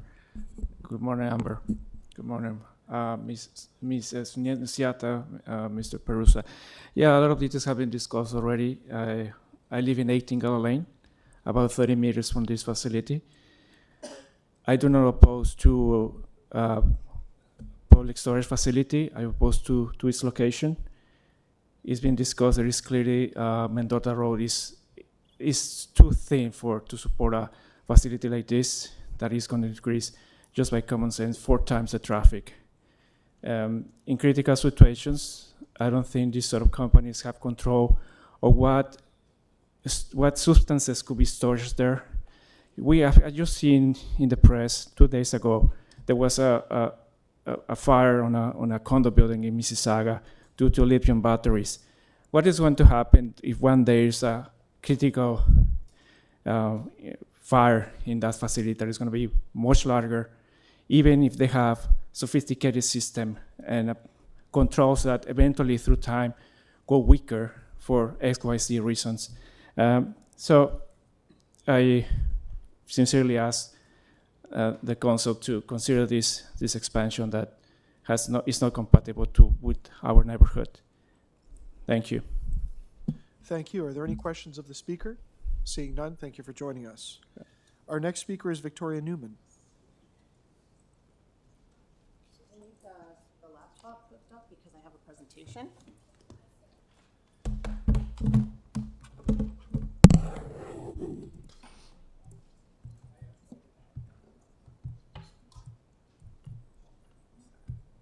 It's on this side. I also have that I can share with the Amber or whoever. This is a review of the topics that you guys made. It's got errors, omissions, misleading information. All the information is there. You can read that at your convenience.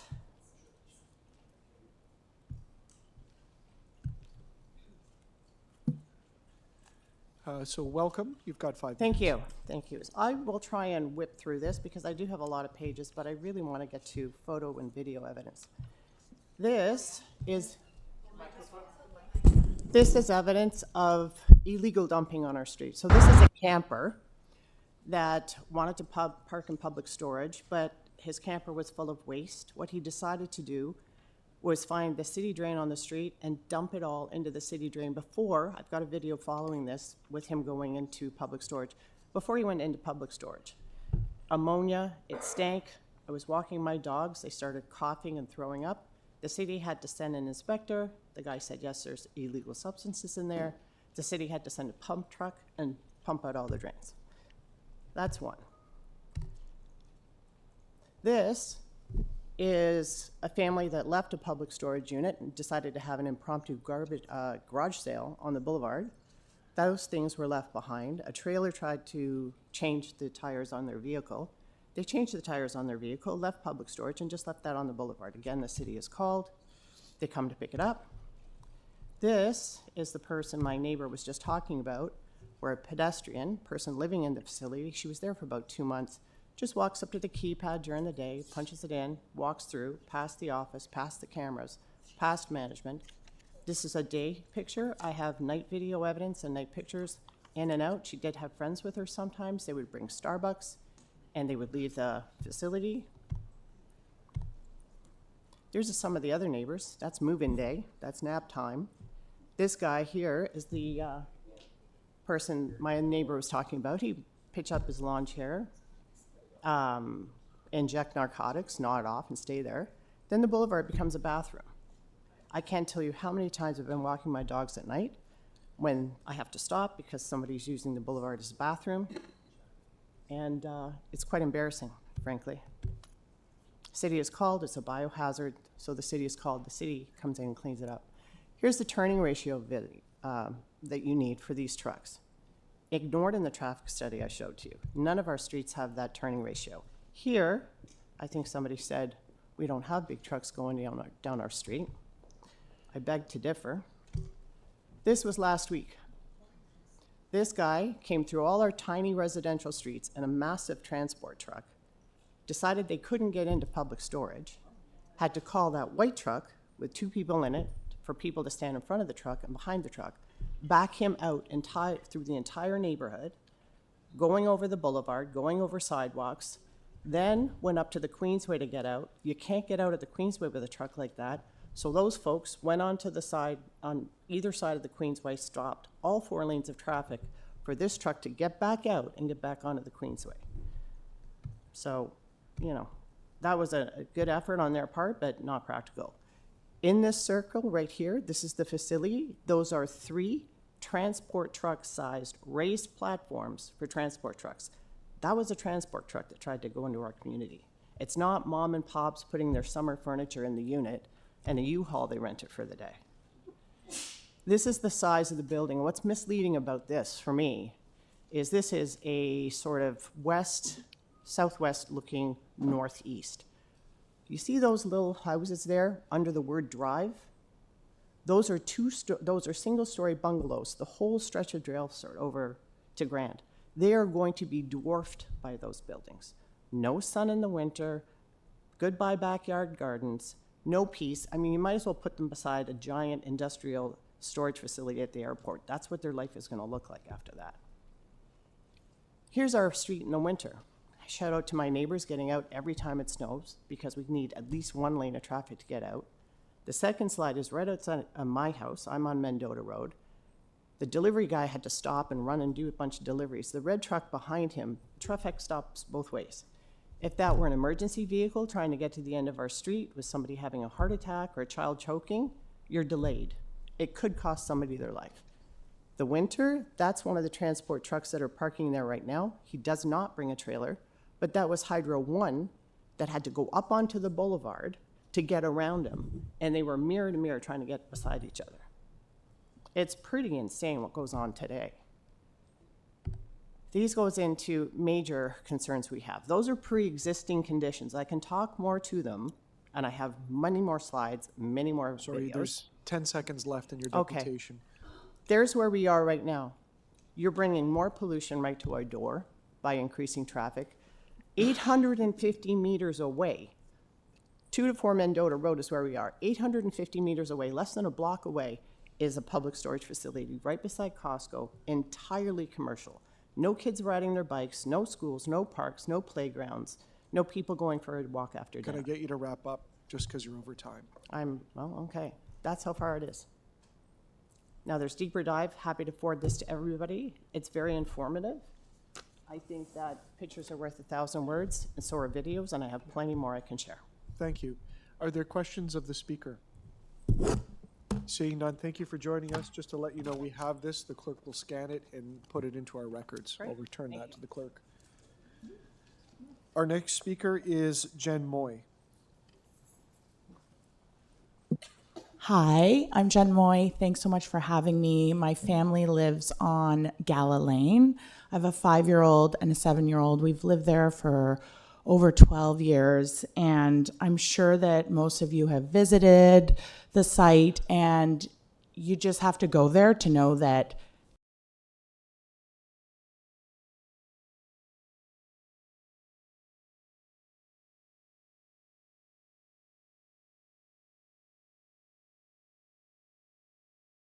several near-death experiences with my son and my daughter riding their bike. There's a stop sign, a 3-way stop. Actually, it's a 1-way stop at a 3-way intersection. And those cars, they don't realize it's residential with young kids. They don't care. They're going 80 down the road. They skip the stop sign. My child is going straight because he doesn't have a stop, and I can't tell you how many times they almost got hit. It's awful. And so I ask that we do not, and where are they going? I look, public storage. They're just zooming straight down Mendota. I'm so scared for our kids in the neighborhood. We've got so many young kids. And if this were to expand and you guys say yes to this, honestly, there's an accountability there if anything happens, okay? We've been fighting this for over 8 years. 8 years. 8 years ago, we had a public meeting at the school, the local school. Over 100 people showed up. Right away, it was nixed. It was obvious it did not belong in the area, and no one wanted it there. This fight continues to happen. The community is tired that it keeps on resurfacing. So we ask you to put an end to it, please.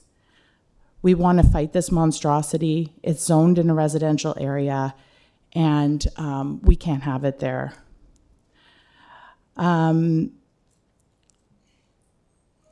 I also want to say that in the winter, Victoria highlighted this nicely, but I have called the city about 6 times on plowing Mendota. It is a narrow 1-way street in the winter. So this winter was basically 6 months of the year. You can't get by. If there is an emergency, someone will die. And then adding public storage traffic and those big trucks, we already have a problem today, and this really can't get any worse. So I please ask that you reject this on the behalf of the community. You know, the people vote you in, and I hope that I deplore you guys to please vote against this. Thank you. Thank you. Are there any questions for the speaker? Seeing none. That was the last speaker on my list. I'll ask if there's anyone else to speak to this item. Seeing none. Questions of staff. Councillor Morley. Councillor Perruzza, second. Thank you, Mr. Chair. Through you to staff, and thank you to our colleagues in planning. Good morning, Nicholas. The existing self-storage facility at this location is a legally non-conforming use. Is that correct? Through the chair, no, it is a legal use currently. The zoning bylaw does permit self-storage, so it would not be considered to be legal non-conforming. It is a legal use. Okay. Is a self-storage facility a use generally permitted within a neighborhood area? Through the chair, in terms of the official plan, as we've heard today, this site is designated neighborhoods. Neighborhoods are primarily intended for residential use, but they can also accommodate small-scale service uses and other non-residential uses. Is there a way for vehicles to access this site without driving through local streets in this neighborhood area? Through the chair, the site is accessed off of Mendota Road. As I think was mentioned earlier, community planning staff did hear concerns that were raised at the community consultation meeting regarding vehicular access through the neighborhood and looking at the possibility of access to the site from Grand Avenue, which is to the east of the site. As a result, we did ask the applicant to go back and have their consultant assess whether it was a possibility of access to the site being from Grand Avenue.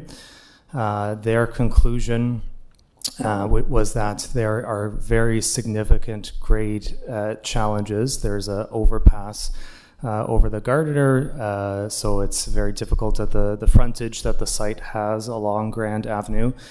Because of that very significant grade difference from the site and Grand Avenue, and also the proximity to the intersection with Daylesford Road. So it was assessed that the access was not feasible from Grand Avenue and would be maintained from Mendota. So there is no way for vehicles to access this site without driving through the local streets in the residential neighborhood, correct? It's correct. Yeah, that's correct. Thank you.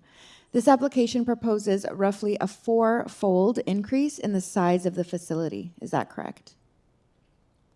Currently, the facility is just over 3,000 square meters in size, and the proposal is just over 11,000 square meters. So it's not quite 4 times as far as my math, but somewhere between 3 and 4 approximately. Thank you. The proposal includes 3 Type A loading spaces. What is a Type A loading space, and what type of vehicles is it designated to accommodate? Through the chair, a Type A loading space is generally a loading space that is designed to accommodate tractor semi-trailer, so a 53-foot trailer or a WB20, as we call that in the transportation field, as a design vehicle. Thank you, Luigi. I appreciate that. And is there a way for vehicles to access? Sorry, I already asked someone. Is this sidewalk network in this neighborhood complete, or are there streets with no sidewalks and streets with sidewalks only on one side? Through the chair, I would guess that I haven't done an analysis of that or an inventory of that, but I do know that there are some streets in this area that either have a sidewalk only on one side or no sidewalks at all. Is that taken into consideration when the traffic analysis is done in terms of pedestrian impacts? Through the chair, we do consider pedestrian impacts in terms of how the traffic for a development will impact that. But we have to weigh that against the amount of traffic that the development will be generating. But the short answer to your question is yes, we do consider pedestrian impacts. And the availability or lack thereof of sidewalks as well. Through the chair, that is correct. We try and secure upgraded sidewalks or sidewalks where there are no sidewalks through the development application process in general. And there's also a junior school in this neighborhood on one of the main access streets. Is that correct? The answer is yes. We'll go to the next one. There is one. Okay. There's a park with children's playground not far from the site at the corner of Daylesford and Wesley Road as well. Did staff assess that as part of the impact of this proposed expansion? Through the chair, when we review a traffic impact study, before that study is done, we generally work with the transportation consultant to define a study area for that study. And it's a bit of a iterative process. And then we determine which intersections or which streets are to be included in that study area. So if this playground is outside of that study area, then it may not have been taken into account. We're going to go to a second round. My time's up, but thank you for that. Councilor Peruzza. A couple of questions. I imagine it's more for planning than. So mention has been made of the building height and shadowing. So I see here established grade 0. I guess the top of the building is 15.24 meters. Like that's what, around 50 feet or so. 4 stories. That that's a little less than what? It's about 13 foot a story, right? Is there any reason why the individual stories have to be so tall here?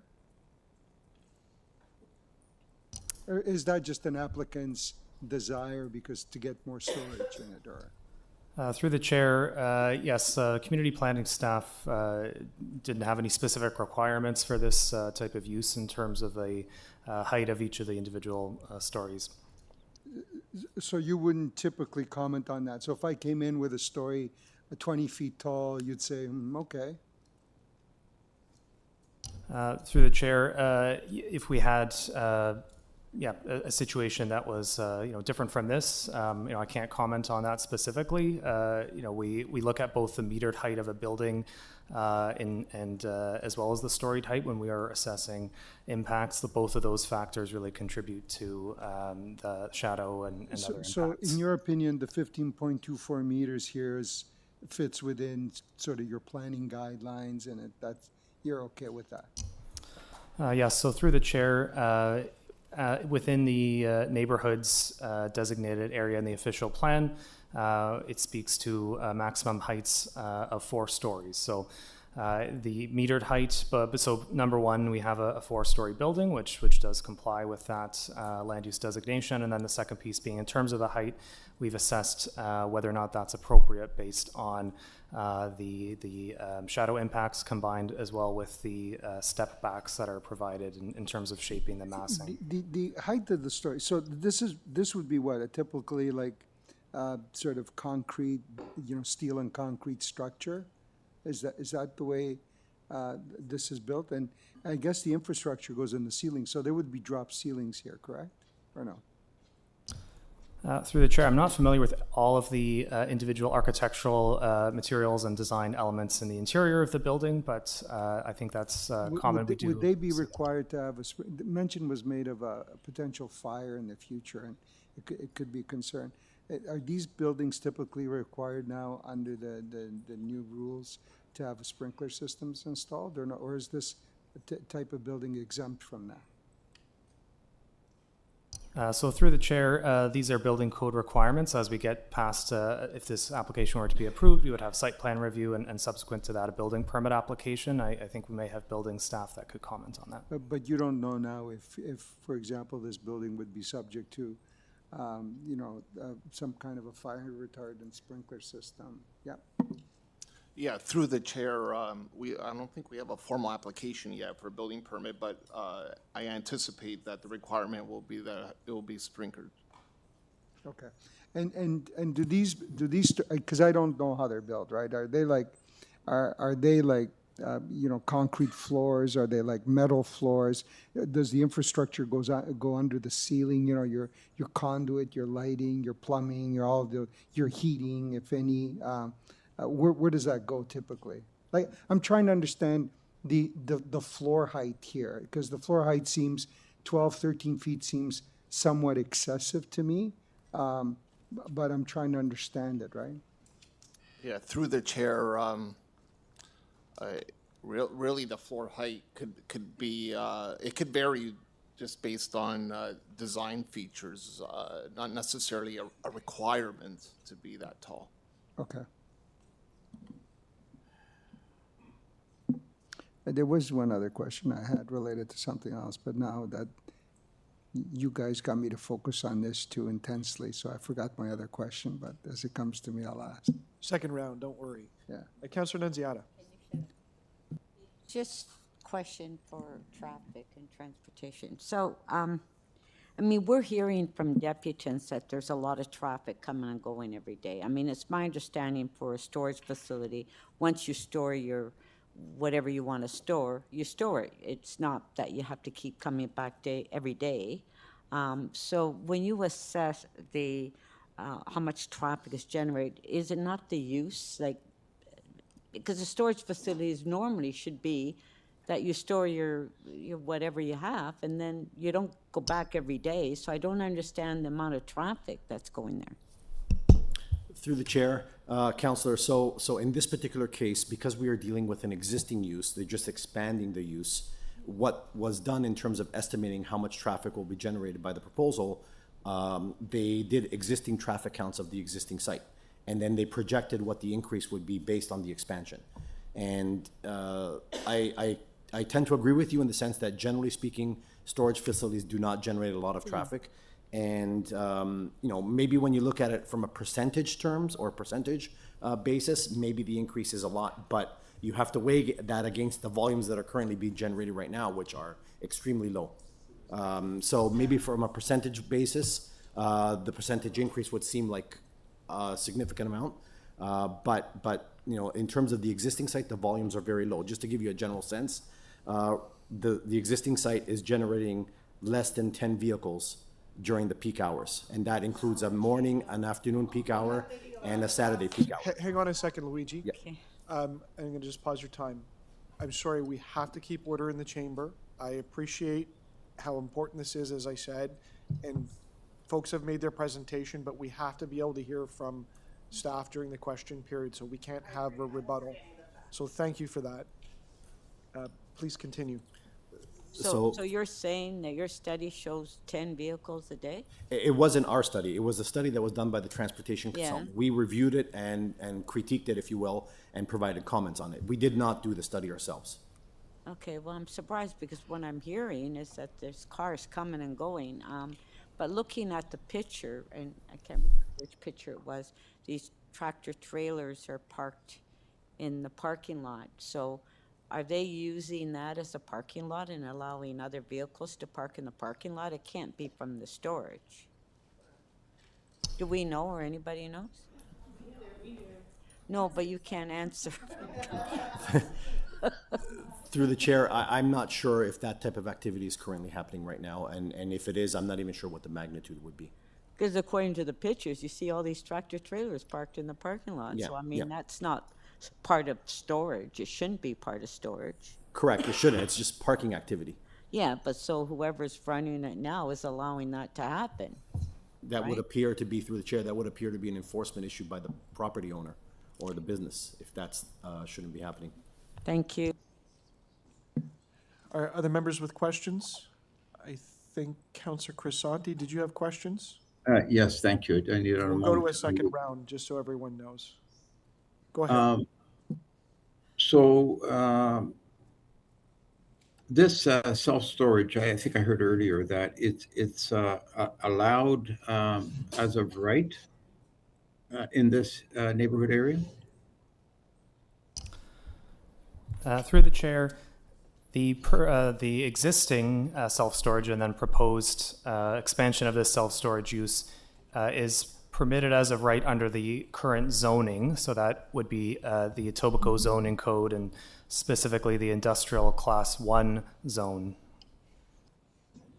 Is this zoned, what is it zoned currently right now? What is the zoning for this specific area that we're talking about now? Through the chair, this subject site is zoned under the Etobicoke zoning code as industrial class 1, and specifically there is a site-specific bylaw 1979-121. So it's industrial, not neighborhoods. Through the chair, Yes.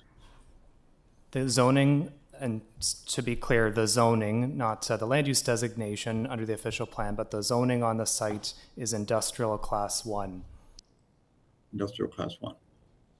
And that allows for? So the industrial class 1 zone permits a wide range of industrial and commercial uses. The site-specific bylaw, which was put in place under the Etobicoke zoning code, which is that 1979-121 bylaw, further restricts the number of uses to certain manufacturing uses, as well as self-storage and an accessory residential for and someone who works on the site.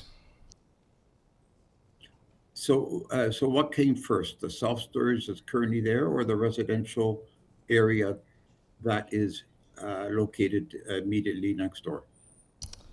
Through the chair, this self-storage facility was constructed a little over 40 years ago.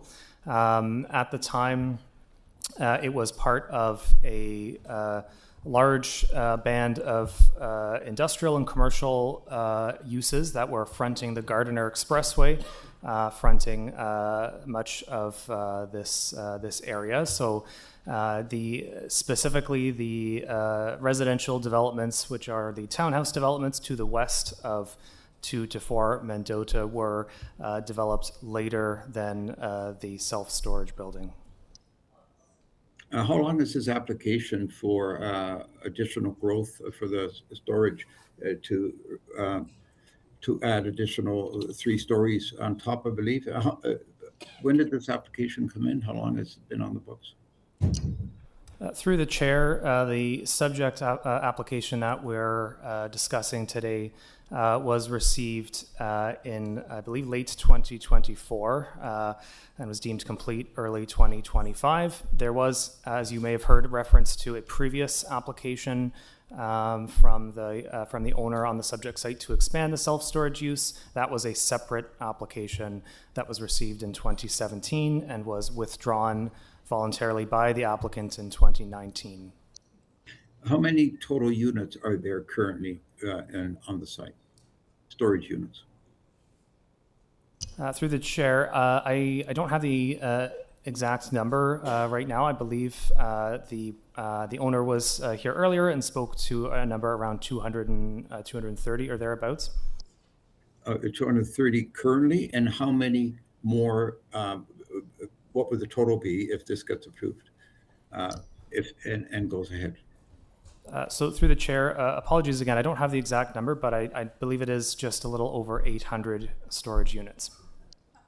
So we'd be going approximately, and as you said, you don't know the exact, but roughly from 200 to 800 units. Wouldn't that just naturally drive more traffic? We all, I think, all agree storage units typically won't drive a whole lot of traffic in an area, but they do drive traffic. And whatever the current traffic volume is now, potentially could be four times what it currently is if this goes ahead to 800 units. So through the chair, I'll defer to my transportation colleague. Through the chair, so Councillor, given the existing uses that are permitted on the site right now, there's a whole range of them, depending on what those uses are. If a proposal is put forward to have, let's say, for example, a general light industrial use, which as far as I understand is a permitted use right now on the site, and we have the same development scale that's proposed for the self-storage facility, it would generate roughly, well, I wouldn't say roughly, more than double the amount of traffic that is going to be generated or is expected to be generated by the expanded storage facility. An R&D office, research and development office, as far as I understand, is a permitted use on the site right now. It's expected that that site or that use would generate 3 times the amount of traffic that a self-storage facility would generate, given the exact same development scale. Those are rough numbers in terms of providing some perspective. Okay, thank you, We're Chair. at time. Okay, Yeah. My turn, and then we'll go to a second round. First question to transportation planning. What is the current volume of vehicles on the adjacent streets? I'll give a couple of examples, right? It could be Dalesford, Wesley Street, Grand Avenue. Do we have a sense? Through the chair, 24-hour volumes, is that what you're asking for, just Councillor? how busy is the street on any given day? So if we go at Mendota, near the site, between Gala Lane and Wesley Street, there were traffic surveys that were done by the city in November of 2025. The 24-hour average volume is around 450 vehicles per day. There was based on a 3-day survey. And what about Wesley and Dalesford? Okay, so we do have survey data for Wesley near Dalesford or south of Dalesford. Yep. Unfortunately, that data is dated. It's 2014 data, so we have to keep that in the back of our minds. But the average 24-hour volume is around 400 vehicles a day. Okay. And so what is the delta, the net new traffic as a result of the proposal? Can we just go back over that? Just give me a sense. Weighed against the background. Okay, so through the chair, the existing site, based on the transportation consultant's study, is generating during the respective peak hours, and by that I mean sometime a 1 hour period in the morning from 7 to 9, and a 1 hour period in the afternoon from 4 to 6, and then a midday peak period, it's generating less than 10 vehicles a day, or during those peak periods, I should say. 10 vehicles per hour. Per hour. That's what the site today is generating. Correct, and that's distributed over the entire hour, not all at once. So in those numbers of 400 to 500 cars a day on those other streets, that would include traffic generated by the site at a rate of, on the peak hours, around 10 vehicles per hour. Through the chair, that is correct. So whatever that is, a couple hundred vehicles a day. Yeah, so with the proposed expansion. Yes. With the proposed expansion, the projected increases will be roughly 25 vehicles over and above what's being generated right now Per day hour. or per hour? Per hour. Per hour. Yeah. Okay. These are all these volumes are all peak hour periods. Understood. Thank you. That's helpful. To planning staff, why is this in front of us? I want to understand what they're seeking in the application that they don't have today. I saw something here about there's no height limit. Why is this here? Like, if you just walk me through it. It's planning nuance. Yeah, so through the chair, the site, as I've mentioned, is zoned industrial class 1 under the Etobicoke zoning code, and the use that's currently on the site and expanded would be allowed, self-storage. However, the existing site-specific zoning bylaw restricts the size of a facility, a self-storage facility, to I believe it's just around 3,500 square meters. So the proposed facility exceeds that size. So that's the first part. The second part is related to the official plan conformity. So as was also mentioned, the site is located within a neighborhood's designated area. So the proposal to bring it into conformity with the official plan would be to have what's called a site and area specific policy, which would permit the expanded self-storage use and as the only additional permitted use within the neighborhood. Sorry, was that last piece the additional permitted use? Yeah, so it's through the chair. So currently the neighborhood's land use designation doesn't specifically permit self-storage uses. It does permit certain small-scale, other non-residential uses, but in order to make that clear, there's this official plan amendment. Yes. Thank you. And my last one, what can the city regulate through the site plan process? And I'll be very specific. There's some discussion around tractor trailers, loading ramps, the space on the loading ramp, parking of vehicles overnight as a storage feature. You know, all of those nuisance things that the community has brought up, can you regulate this through this process? Can you put an end to it? Yes, so through the chair, there are a number of items that the staff can review and secure as part of the site plan control process in terms of the site configuration and layout and access. In terms of some of the more nuanced transportation stuff, I'll just pass it over to my transportation colleague. And I'll just add to that question. For instance, can we regulate a site plan that physically can't accommodate a tractor trailer? So there's no point in bringing one there because it just can't fit. I just wanted, can we do that legally as a city? I just need to know. Through the chair, first and foremost, Councillor, we do look at access in terms of whether the access driveway will accommodate the intended vehicles. So we do look at that through the site plan process, and we try to secure access design that will accommodate the anticipated vehicles. We did see the video earlier on of a tractor trailer accessing the site. I'm not sure offhand how much of a common occurrence that is. Maybe it is, maybe it isn't. I don't know offhand. What I can tell you is that generally speaking, the types of design vehicles that usually use storage facilities such as this are more like moving trucks, MSU type vehicles that have that have a large cube storage area in the back, not the tractor semi-trailer vehicles that we were looking at the video. Again, I'm not suggesting that this does not happen. I'm just saying it's probably not a common occurrence based on the information that I have. Thank you. My time's up. Second round of questions. Councillor Morley. Thank you, Mr. Chair. Don't worry, Councillor Fritz, we have a second round. So I'm just going to ask a few quick ones, excuse me, on this.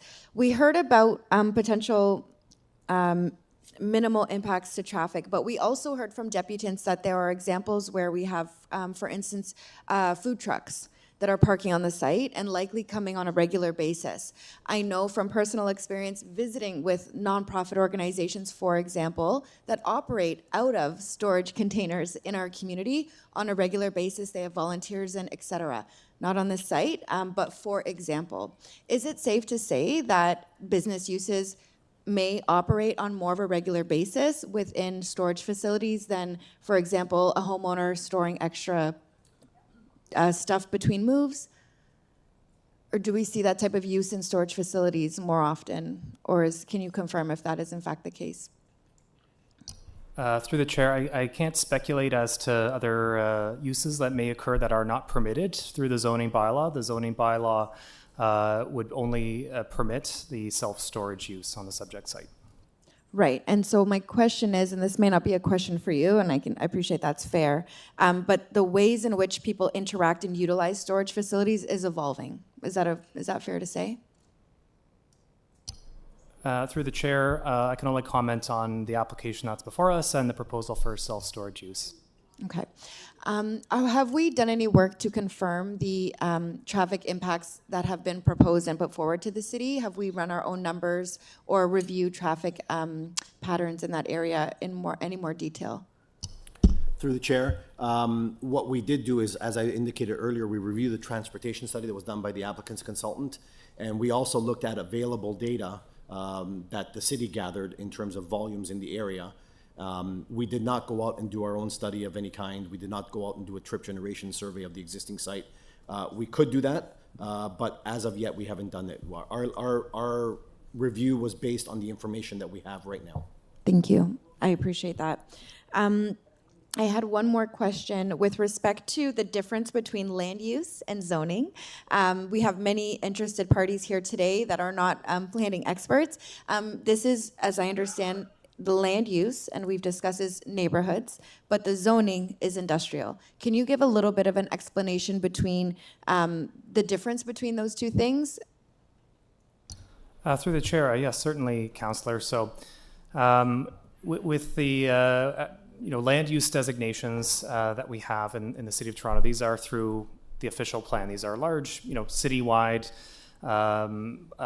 land use designations that apply to many different sites and are high level and not as prescriptive. They're sort of a much more general and in sort of driving the intent of what large areas of the city are expected to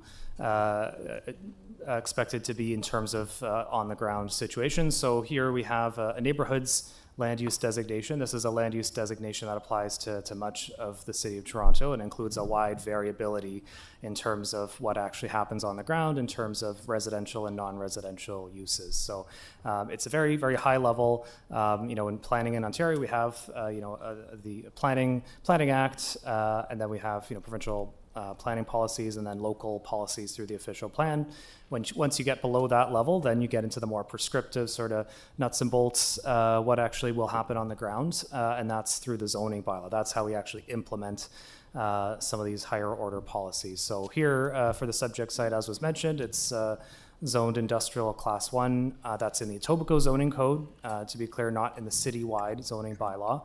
And so that really gets into the more detailed situation. So here, for this application, we have a site, an amendment to the official plan for this one specific site in recognition of the unique situation to permit this self-storage use within, but maintaining it within neighborhoods, and then the zoning bylaw implementing the more detailed specifications of how tall the building can be, what the setbacks are, how large it can be. Got it. And so within the report before us under official plan with respect to the policy and regulation considerations, there is a note here that says the current and proposed use is not permitted within this land use designation. Is that correct? Yes, that's correct.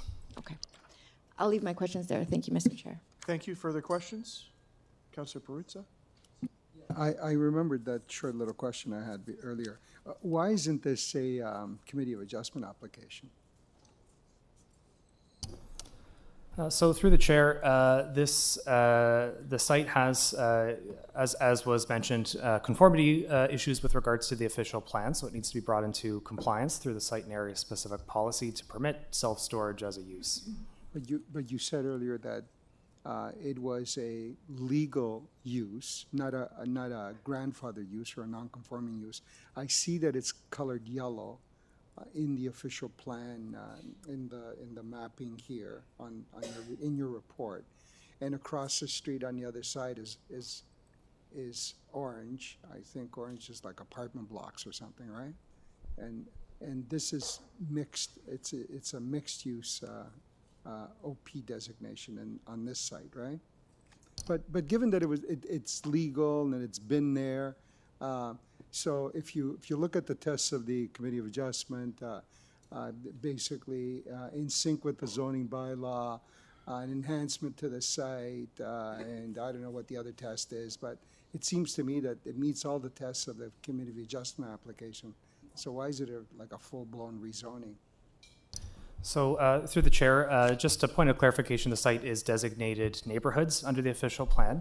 Yeah, as was mentioned, one of the reasons for the application is it's not only a zoning bylaw amendment application, it's also an official plan amendment application in order to bring it into compliance.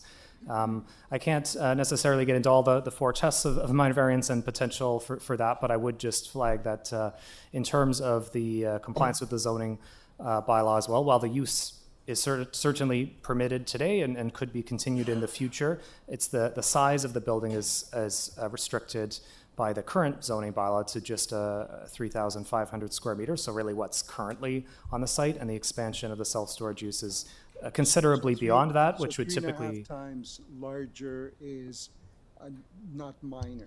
In your view? Through the chair, I think it's fair to say that is one of the considerations that, in terms of the minor test, an expansion of this degree would not be considered to be minor. No, fair. I just wanted to understand that. Thank you. Further questions? I'm going to ask a couple more quick ones, I think. Without going into the speculation space, if the zoning was homogenized with the area and it became residential, what are the kinds of things that could be built here? And again, I'll be careful not to speculate on what it is, but what would a townhouse development look like? I think it's 600 meters from a future transit station. So what would we be looking at as a council if it went the direction of residential? Through the chair to you, Councillor, if the site, again, we can only assess an application that's before us today, but in terms of the existing, the context in the area and the neighborhood's land use designation, that gives us an idea of what kind of residential development could have potential on the site. And in neighborhoods, in this official plan designation, you could have single detached, semi-detached, all the way up to small-scale apartment buildings that are less than 4 stories. 4-story apartments. Any sense on how many units could be yielded from a site of this size? Through the councillor, no, I'm not able to estimate that. That was all my questions. Thank you. Members wishing to speak. Did you want to go first? Yeah. Okay. Councillor Morley. Thank you, Mr. Chair. Through you, I do have a couple of comments on this one, and I first want to start by thanking the local community for showing up today and for being deeply engaged throughout the process on this file. We have been really wanting to see how we can use our voices together for positive, outcomes when it comes to planning and development in our neighborhood. And we know that we are one of the largest and fastest growing wards in the city of Toronto, and that comes with a huge amount of pressure and a lot of complex challenges to work through. My interpretation of this site was that it was the facility is legally non-conforming. We heard some clarification from staff about that, but I think the bottom line of the matter is we understand that this use does not belong in a neighborhood area. Just because it is permitted to reside there currently does not mean that it should be allowed to expand. We have a storage facility with residential neighbors on 3 sides at low scale and with small children and vulnerable communities without sidewalks in many instances. The majority of residents in this area have expressed concern that the proposal will worsen already elevated health risks, public safety issues, traffic hazards, and overall quality of life. Gala Lane and Mendota Road lacks sidewalks and experiences regular speeding. My team is currently exploring adding additional traffic calming measures in this area. Allowing this development to proceed would increase increased truck traffic and worsen the pedestrian safety concerns that already exist, and we saw detailed and heard detailed today from the residents that are most impacted. The Type A loading spaces are for very large truck. We heard from our colleagues in transportation planning, I believe it was 53-foot trucks would be accommodated in Type A loading spaces. This site is only accessible for vehicles by using the local streets. Expanding this facility would result in more vehicles, including those large trucks, driving on these local streets. Allowing this facility to expand would go against the city's Vision Zero goals. The existing site is not desirable at this location. Sorry, the expansion of this is not desirable at this location, and allowing it to expand is also not desirable. In my view, and I know that my community agrees, that this should be rejected by this council, and I will be voting today against this application to expand. I hope my colleagues will join me, and I'll leave it there. Other members wishing to speak?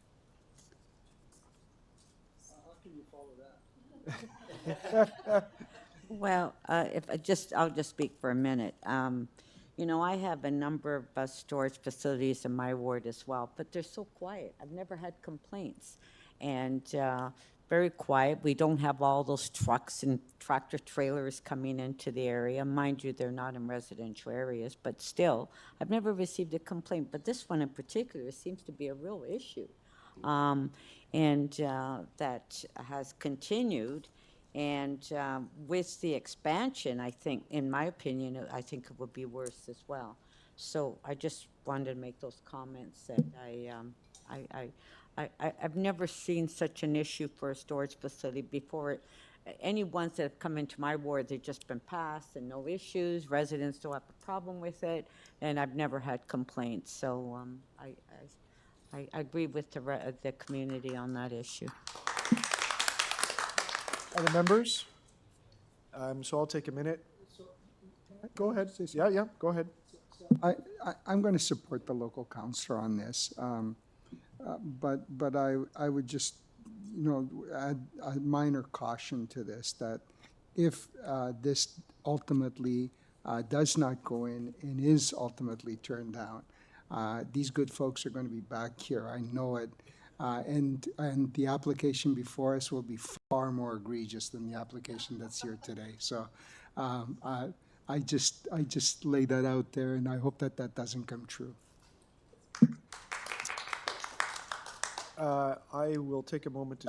Sorry, Mr. Sorry, Chairman. go ahead, Councillor. That little screen there. I have to look hard to see you waving. Go ahead. Well, I thought you had a big screen there, and you could see me bigger than life. I guess not. But thank you. So I'm just going to echo some of the comments that we heard, and I can fully understand the community's concern. I too will support the councillor's recommendation to refuse. This is not the right thing to do right now, and I'm not sure I'll be as dramatic as Councillor Peruzza that we're going to get any other proposal that's going to be more challenging than the one we have right now. There's definitely other opportunities for this site that maybe could be investigated as a result of what's going to happen here today. And I encourage all parties to sit down and maybe look at those other opportunities, as long as the community is fully supportive of what happens. Thank you, Chair. Thank you. And folks, I'm sorry, I just have to ask not to applaud. It's against the rules, but everyone understands. Otherwise, we'd all be making Yeah, you've never done that. I'm going to speak, and I want to acknowledge a few things. This is very difficult, this item. A lot of thought clearly has gone into it, including a lot of work at the committee here. I want folks to know that if it doesn't get passed at Community Council today, it gets forwarded to City Council. And City Council, there's a group of 26 people from all across the city. They'll look at the staff report, they'll think about a bunch of things, including the advice from this committee, and they'll make a vote. They may pass it, they may not. You only have to look at the patterns that are contained in our meeting minutes to know what is likely to happen. I am very tempted to vote no along with the local councillor. I want to support Councillor Morley on this. I really do. But I also have thought very, very carefully about what I think is best. The problem we got put into here was done back in 1978. Some group of people thought it was a smart idea to put an industrial use into an area that had been planned for residential. It says that in the report. It says that a number of things can happen on this site. I also listened to what people told me, and a lot of the things what they told me are things that I can imagine happening. Trucks coming and going, absurd things happening at the beginning and end of the day, people parking in the parking lot there, potentially people living in these units, all the sorts of things that disrupt the peace of a neighborhood. There's two categories of impacts. The first is of the building itself. So what does the mass look like? What does the light, the shadow, the sky view, how does that affect the neighborhood? That's its own package of things, and that's very, very planning-like to think about those. The second group of impacts are those that are external to the site, people coming and going. And in this case, it's trucks. And we know that in any neighborhood, people are going to speed. I've been looking at some of the numbers from the data that's available in the open portal. I got the answers to my questions about the existing conditions and what the potential growth is. And I don't disagree with those. I really don't. Of course, there's going to be more trucks. There's more units. The question then becomes, if City Council refuses this, do we recognize that that is a political decision? And do we recognize what happens when we are in a planning regime that makes decisions based on planning? And what happens if this gets challenged further? And part of the lens is you look at the planning merit on the site. Can the site accommodate this? Yes. Is it consistent with the existing use? Yes. Is it then the responsibility of the city to deal with the additional traffic pressure? I also think about what happens if something else was built. It could be larger, could be more traffic. They could change the use today and generate more traffic, and nobody could say anything about it. So we're stuck in this place of imagining what could happen and how worse it could be, but we also have to be realistic about what they could do anyways or get away with. And the final piece, and this was really important, and this was about the site plan, and that's why I asked those questions. Can we as a city regulate things that are obnoxious on the site and regulate them out? And one thing that's really big to me, and I heard the answer, was there was no vision for on-site parking storage. So no Winnebagos, no food trucks, no additional things that are parked out there. This is a self-contained building, silent. Those parking spots are for the residents. Hopefully they'll lock the washroom, they'll deal with it in that manner. And so from that lens, I have to wonder, will it be better despite the additional traffic? Will it be less obnoxious? And so my conclusion is that I'm going to vote yes on it. And I really feel for the neighborhood, and I feel and heard what they had said. But I have to take a very responsible lens on this of, if it doesn't go through, what else could there be? And I think Councillor Perruzza is very wise to say that, if this doesn't go through, what could we be talking about here at Community Council? So when people said, how could a reasonable person do this? How could someone take accountability for it? How could somebody not see that? I wanted to make sure that I explained that there was a thought process into why I've supported this. And I appreciate the politics, and I want to just say yes to despite the community, but I also want to be realistic about where this goes in the future and tell people there's rationale in that. So we're going to do a recorded vote, and I'll ask you, Madam Clerk, to go ahead, but thank you for allowing me to speak. On the motion to adopt the item moved by Councillor Holyday, all those in favor? Councillor Holyday, all those opposed? Councillor Morley, Councillor Nunziata, Councillor Perruzza, Councillor Crescent. That motion fails. The item will move to City Council without recommendation. Thank you. So thank you, everybody, for sitting through patiently on that and for speaking. That item is now complete. We'll move on back to the top of the order paper. Thank you. Sorry. Item Go ahead. number EY 31.1, 750 Queens Plate Drive, zoning bylaw amendment application, a decision report. We have a speaker registered. We have Chris Pereira from M. Bahar Planning and Design Limited. Chris, welcome to Community Council. If you just give it a second for folks to clear the room. So, Mr. Chair, so Chris is here to just, for the sake of just outlining what this proposal looks like for my colleagues here, and then maybe to respond to some questions. Thanks, I believe he's the only speaker, correct? He is the only registered speaker. Thank you. So it's now pretty quiet in here. Why don't you go ahead? Good morning. Hold on. It's still morning, right? 11:50. Good morning, Mr. Chair, members of the committee. My name is Chris Pereira. I am the principal of M. Bahar Planning and Design Limited. We are the planning and urban design consultants for the applicant. The application before you here today for zoning bylaw amendment recommendation of approval is the result of a long process. We are happy to confirm that we have coordinated and worked closely with staff, residents, and the councillor's office to arrive at a final form that all parties are content with. The application for zoning bylaw amendment represents a collaborative effort to arrive at an appropriate build form that balances the apartment neighborhood designation with a variety of build form criteria outlined in the official plan to ensure an appropriate fit for the site as well as the surrounding area. So briefly, I'll cover off some highlights of the proposal just to get the facts and stats out there. We are showing a 17-story building, has an FSI of 6.1 or a floor space index, which is a measure of their density. We have 148 units. That's broken down to about 48% one bedrooms, 47% two bedrooms, and 5% three bedrooms. There is a total of 330 square meters of indoor amenity space, 308 square meters of outdoor amenity space, both above the minimum 2 meter per unit requirements. 103 parking spaces, that is 87 residents, 16 visitors, and finally 125 bike parking spaces.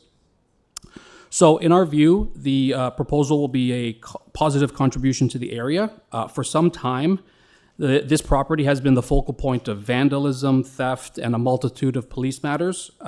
This approval will be a significant improvement for the area and the surrounding dwellings. We've had multiple meetings with residents, and a number of them have been very clear in their express support for the application, particularly appreciative of the investment, the redevelopment, and the revitalization of their community. We believe the proposal is consistent with the provincial policies, provincial planning statement now, and it also maintains the intent of the official plan, and it also implements the varying city guideline documents, including the tall building guidelines, the growing up guidelines, which is why I highlighted the unit mix, and also the pet-friendly guidelines. We have read the staff report. We agree with the recommendations contained therein, and I am available to answer any questions committee or residents may have. Thank you very much. Thank you. Are there any questions of the speaker? Seeing none, thank you for joining us. Is there anyone else to speak on this matter? Yeah, Mr. Chair, I have no questions, but and I'm happy to speak and move the staff recommendation. Any questions of staff from Community Council? Seeing none, Councillor Crescent to speak. Thank you, Mr. Chair. So you heard from the deputant. We have worked very closely with the community. We've had public consultations. This is a very welcomed development up in Etobicoke North. And let me just highlight, we don't get too many of these developments. So we are quite excited about it. It's an opportunity for another 148 wonderful units for people to come out and enjoy the wonderful things we have up in Etobicoke North. And the applicant did a great job in ensuring that they were listening to our community, responded to the needs, and they, as you heard, agree fully with the staff recommendations and are willing to comply with whatever requests they're being asked of staff and work very closely with them in a very timely manner. So on that note, Mr. Chair, I will move staff recommendations And if my colleagues are good with this, they should look for your support here. Thank you. Thank you, Councillor Crescent. Anyone else to speak? Seeing none on the recommendations before us. All those in favor? Any opposed? That item carries. Our next item is EY 31.3. 2915, 2917, 2939, 2941, and 2943 Bloor Street West, a zoning bylaw amendment application. This is an appeal report. We have registered speakers. Our first speaker is Phyllis Starren. Thank you. Welcome to Community Council. You have 5 minutes. Thank you for your time. Okay, my name is Phyllis Starren, and I live at 34 Bermuda Avenue, which is a street just behind the proposed 29-story tower.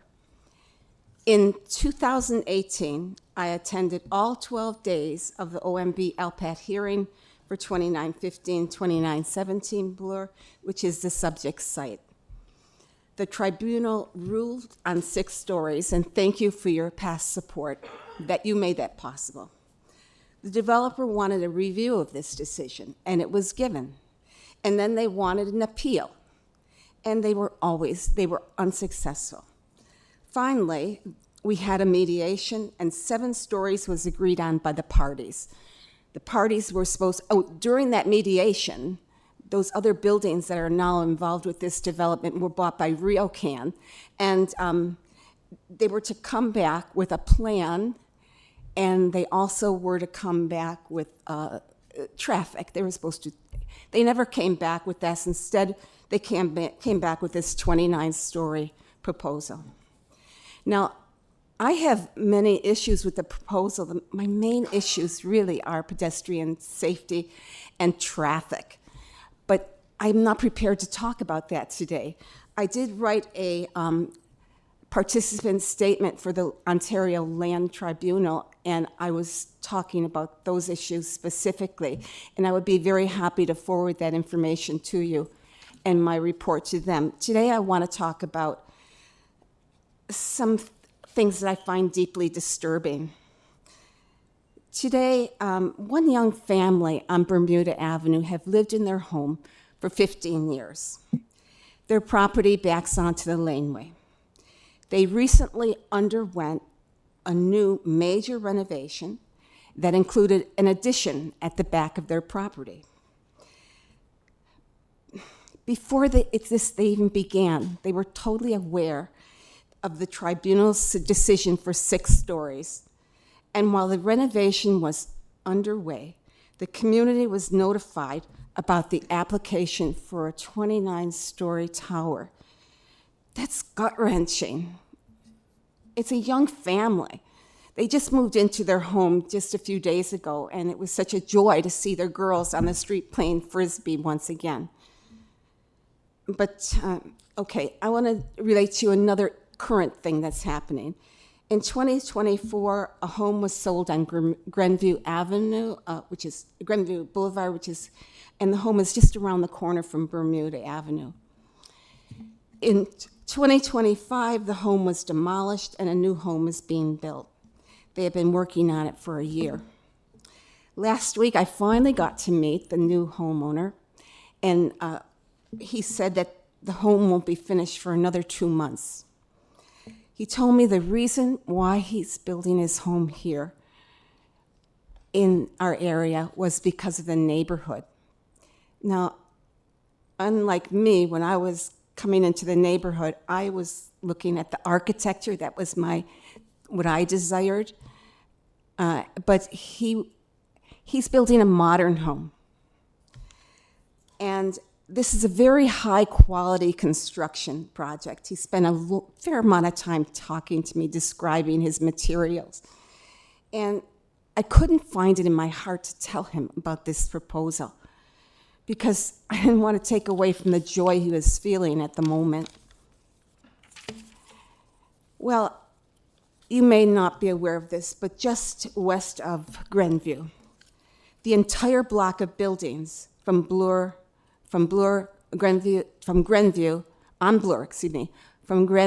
to Elsfield has been sold to developers.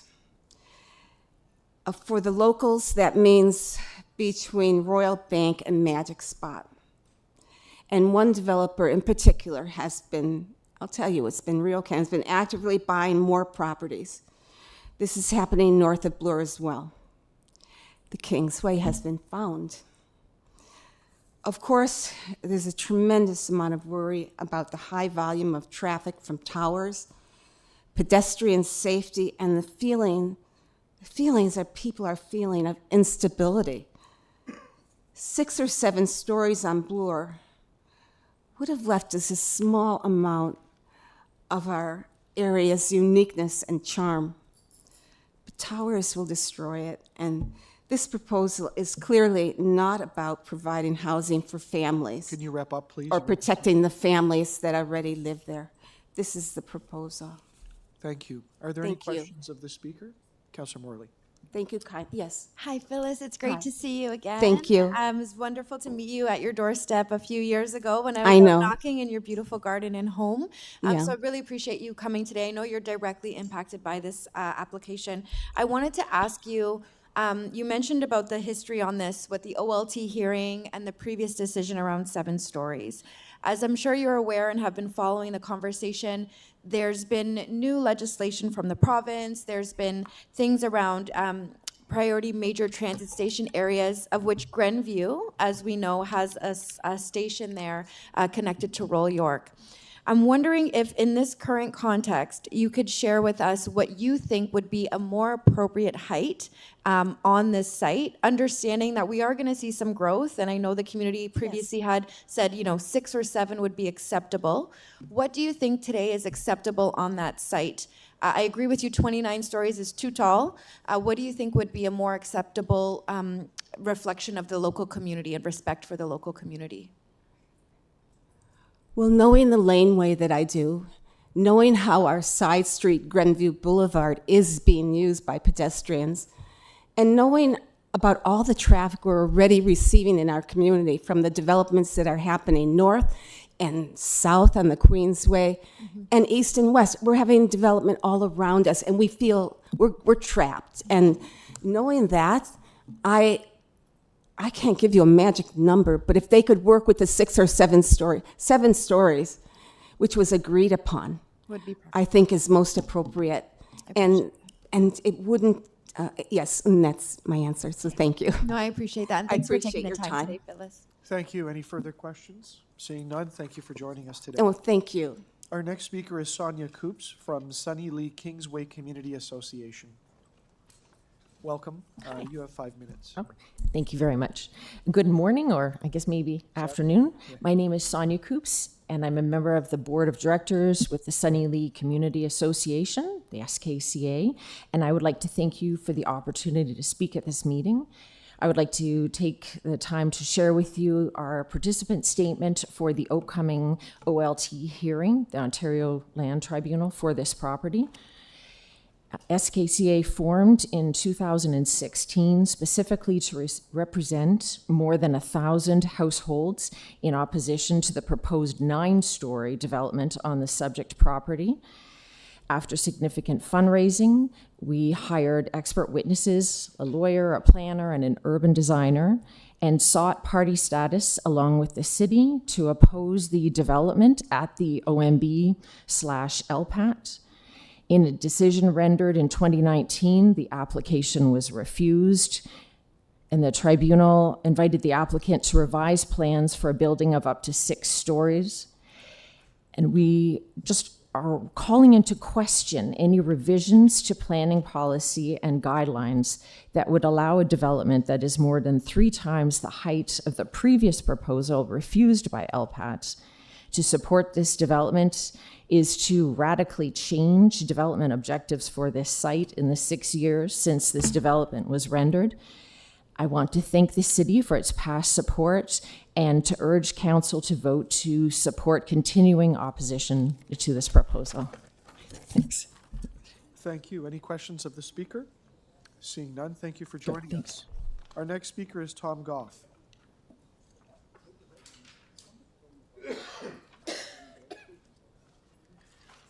Good afternoon, Tom. Welcome to Community Council. You've got 5 minutes. and we'll just give you a sec to get that stuff up. Sorry, I'm not sure how to, I was just putting this up, I don't speak clear. Okay, there have already been a lot of substantial and thoughtful feedback from the community regarding the inappropriateness of this application and the infrastructure concerns it raised, so I won't repeat those points. My main concern is with the motion itself. As written, it doesn't give me any confidence the city will take a strong and unequivocal position at the Ontario Land Tribunal. Phrases such as continue discussion with the applicant in an attempt to resolve outstanding issues, and the applicant has not adequately demonstrated the site can accommodate a 29-story building suggests a willingness to gently negotiate rather than clearly oppose.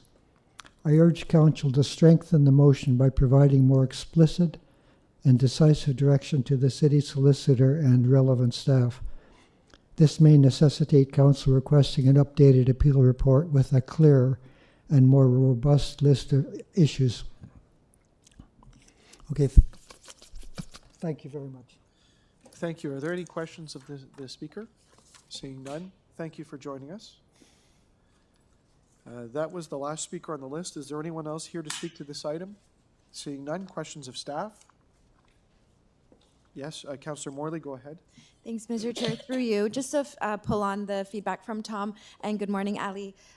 The recommendation before us today is clearly to go ahead with opposition to this application. Is that correct?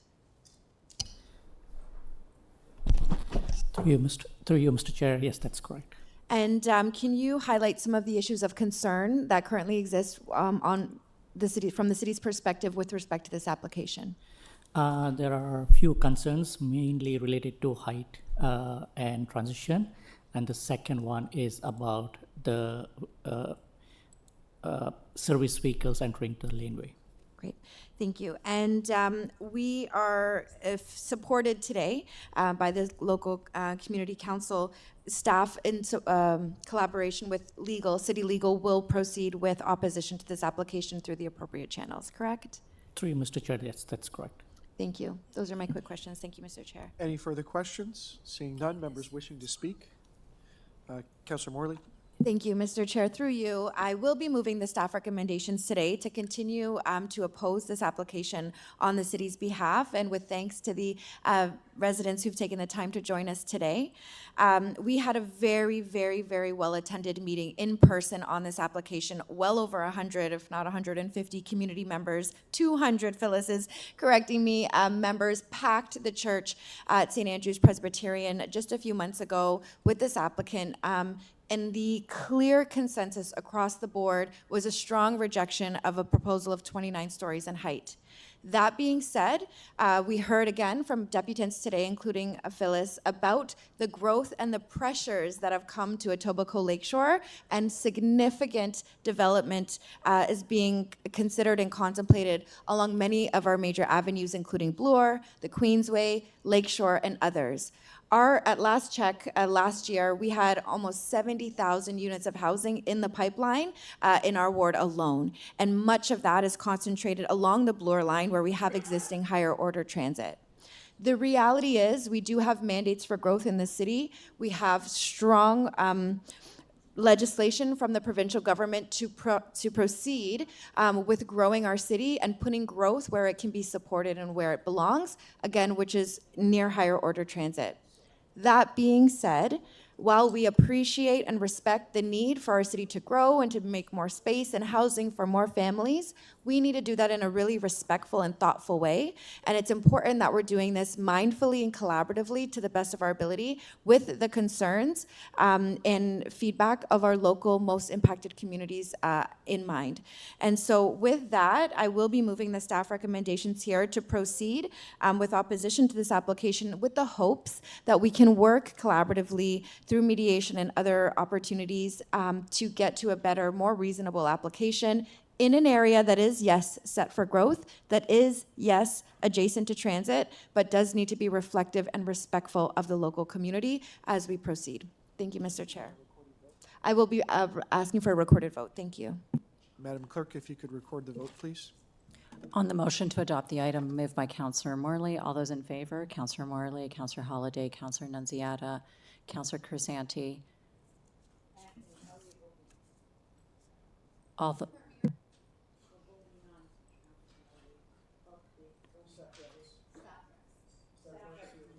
Councillor Perruzza, that item carries unanimously. Thank you. Our next item is EY 31.4, which is 468 Montgomery Road, a residential demolition application. We have a speaker, Gavin Bailey from Tridel.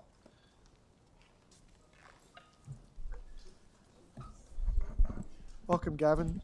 Good afternoon. You have 5 minutes.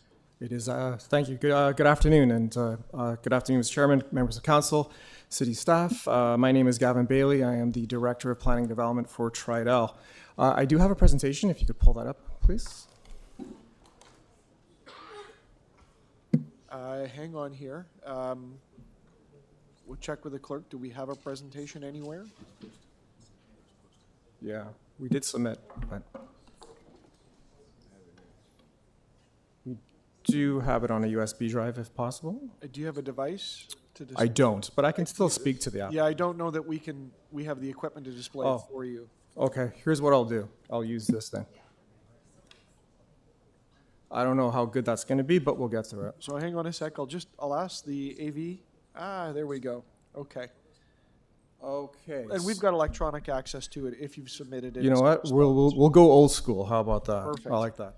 I'll reset your time and invite you to reset. Yeah. Okay. Great. So the purpose of this application is for a demolition application for the homes located at 4, 6, and 8 Montgomery Road. These lands form part of a larger development proposal, which you see here highlighted in yellow. So this is the OLT mediated site plan drawing.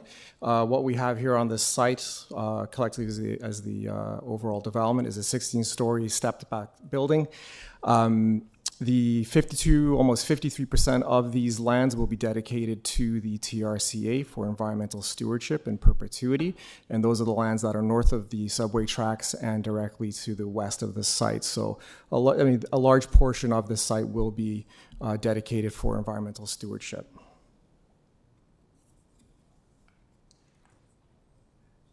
This here is just a rendering of the developments that we envision for these sites. And again, 16 stories, approximately 345 residential units.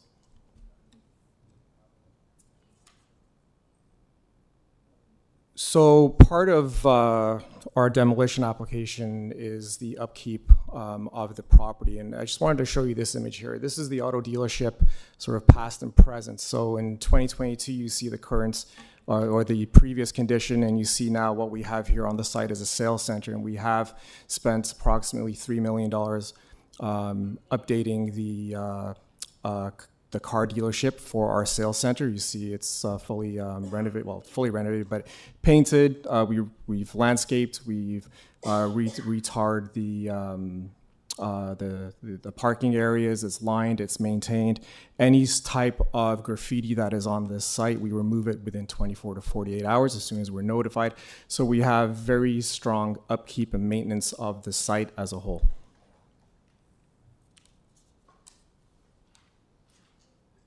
And this is just an image of the current homes that we're seeking to demolish. It's 4, 6, and 8.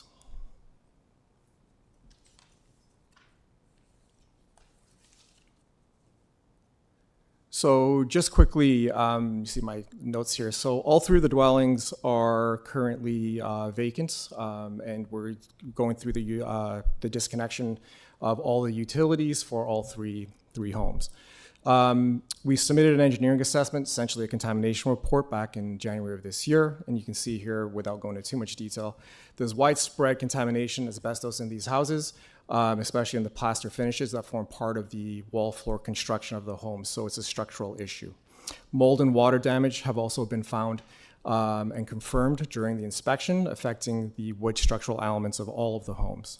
The damage, it's progressed to a point where treatment essentially is very, very difficult. So what that means is if we were to remove the asbestos and deal with all the mold, we're going to literally demolish these houses to its bare bones, and that is just cost prohibitive. So this essentially, the structures would need virtually, again, to be demolished in order just to do the abatement of the contaminations within the homes.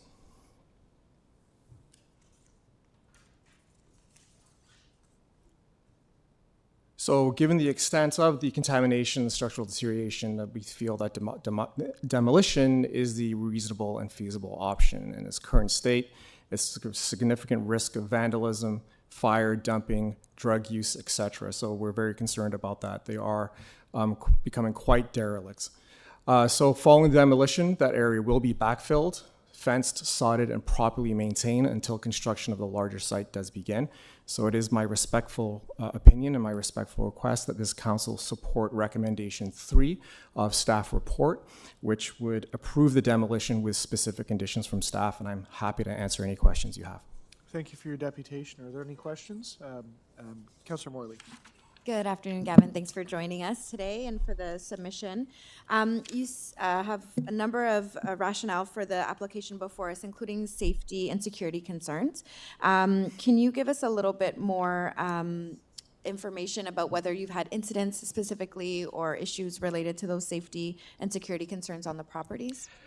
We haven't heard any significant complaints from members of the community today, but we do monitor the site, and we are concerned about squatters. We are concerned about drug use within that area. So we definitely want to maintain the site as clean as possible. So there haven't been any specific complaints. We're just trying to be a bit more proactive and ensure the safety of the community. Great. I can totally appreciate that. Thank you.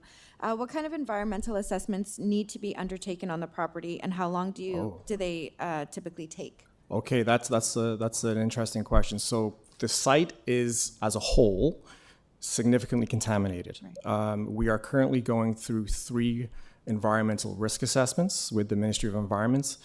So that work is ongoing. So we're currently going through the reporting process. There's monitoring, constant monitoring that's happening right now. So through the planning process and the risk assessments, it is our responsibility to clean these lands to residential standards, and we're going through that process. It's lengthy, and we're just going through it now. But there are 3 risk assessments that are happening currently on the site. With respect to the redevelopment timeline, you showed the renderings for the approved application coming to that site, which will be a nice improvement to that corner. But we understand that those approvals happened back in 2020, I believe.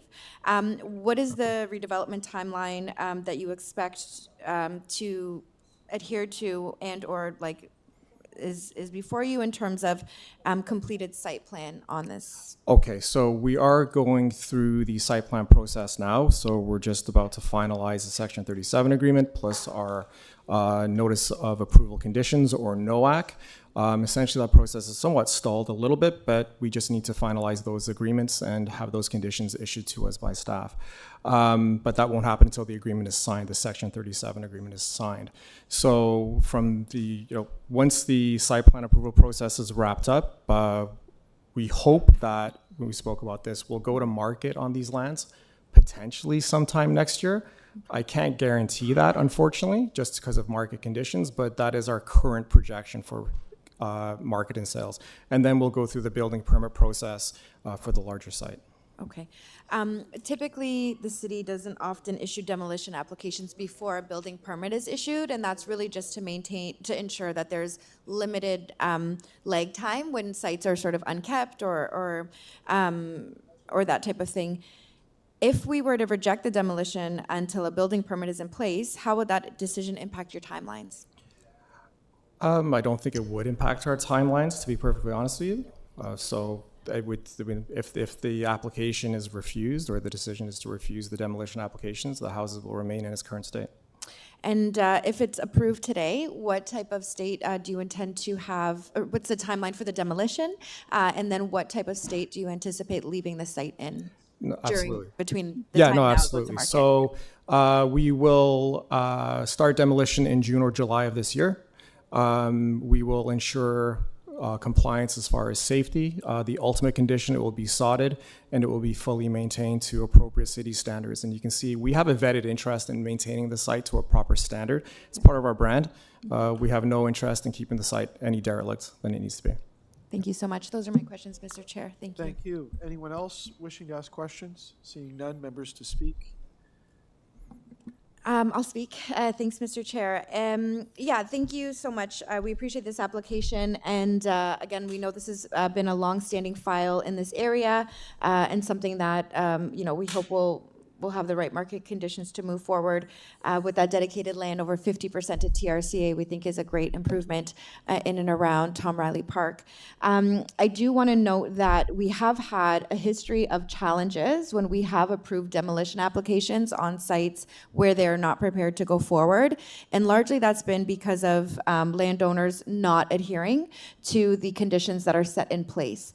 We know that demolition of older properties can lead to things like pests, getting displaced, and those have impacts on neighbors, as well as when the sites are unkept, weeds, long grass, all these types of things become unsightly and unwelcome in the local neighborhood.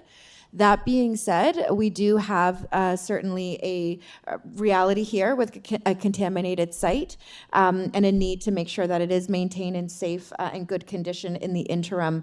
And so we will be moving forward at this time with, I'll be moving recommendation number 3, which is to approve the application to demolish the existing residential buildings with conditions. The conditions are to construct a fence around the according to our fence bylaws, if deemed appropriate by our chief building official. So we'll allow that conversation to proceed.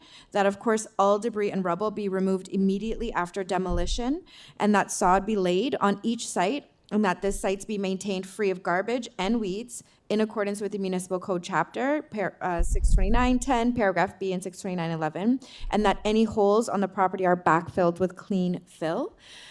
This, as we know, we just heard from other neighbors on a previous file in this neighborhood, is a well-loved and well-kept community, a well-loved and well-kept neighborhood.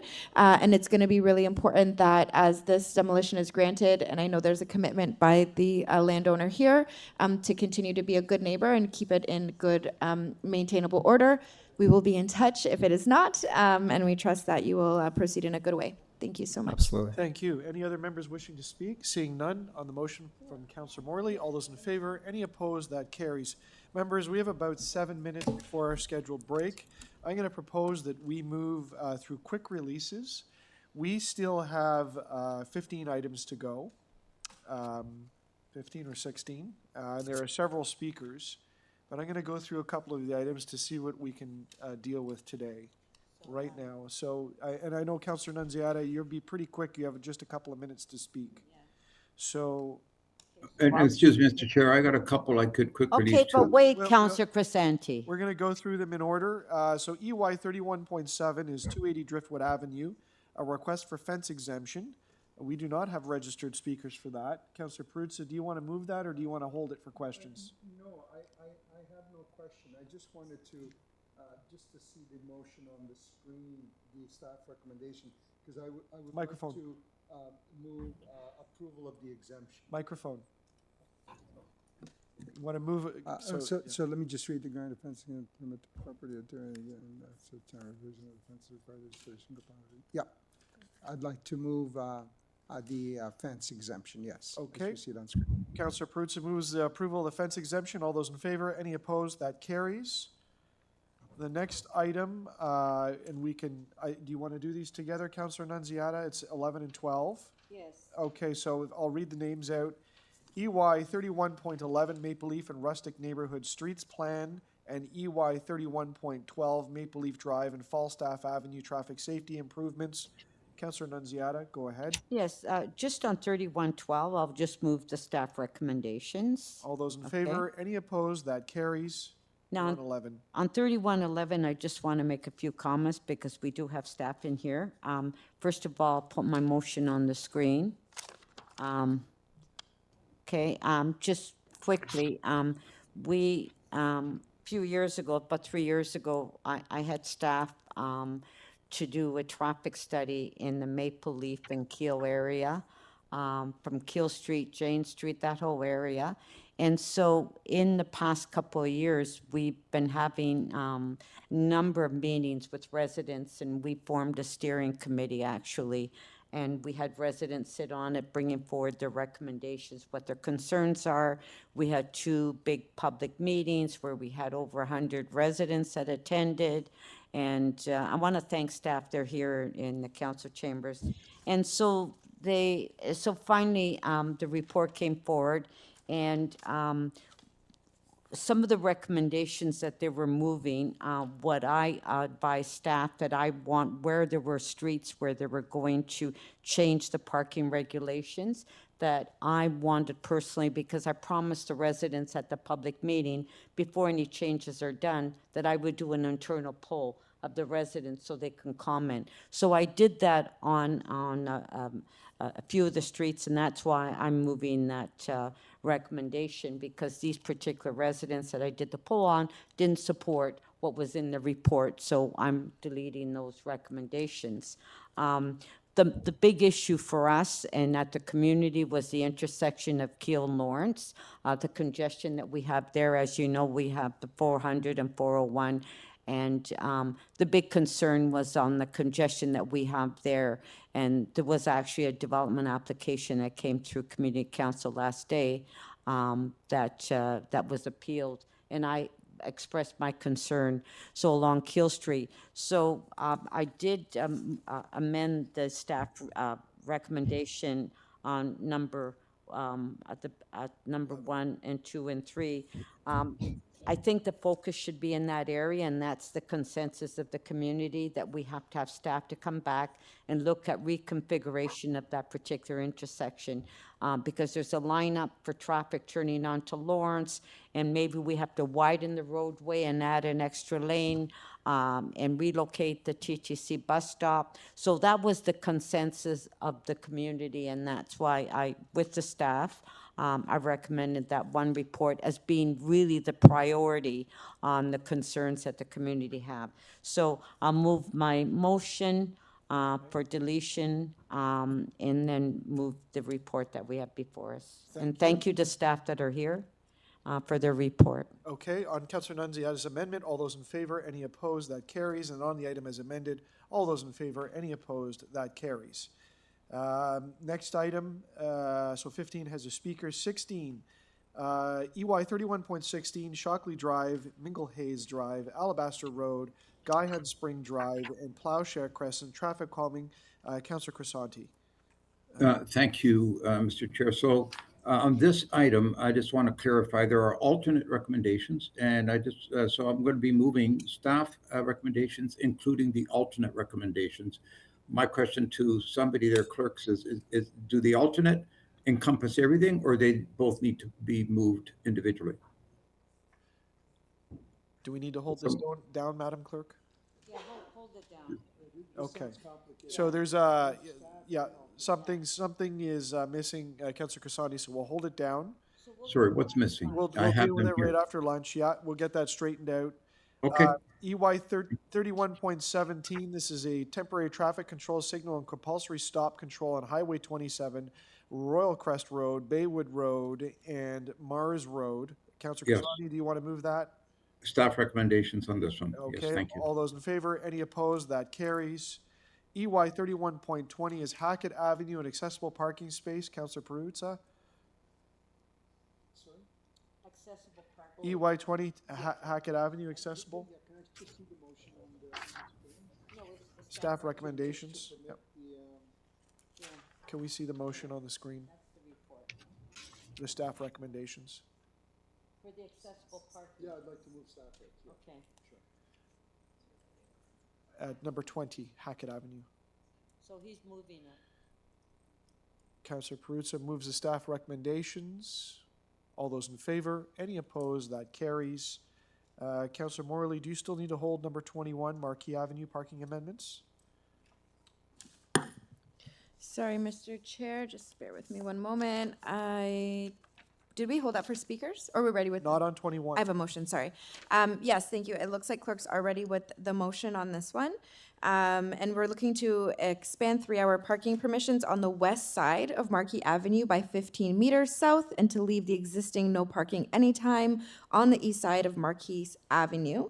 And so with thanks to staff with their support on this, I'm happy to move this amendment and release this item. Okay, so on the amendment, all those in favor, any opposed? That carries. And on the item as amended, all those in favor, any opposed? That carries. And the last one was an item of new business. This is the laneway, so EY 31.26, Royal York Road and Bloor Street West, laneway service standards, Ward 3, Councillor Morley. Sorry, Mr. Chair.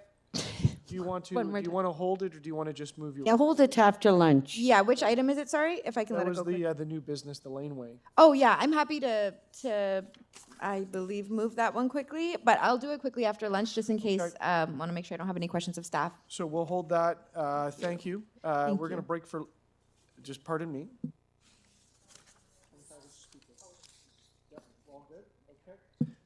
So we are going to break for lunch, back at 1:30. Thank you. Thank you.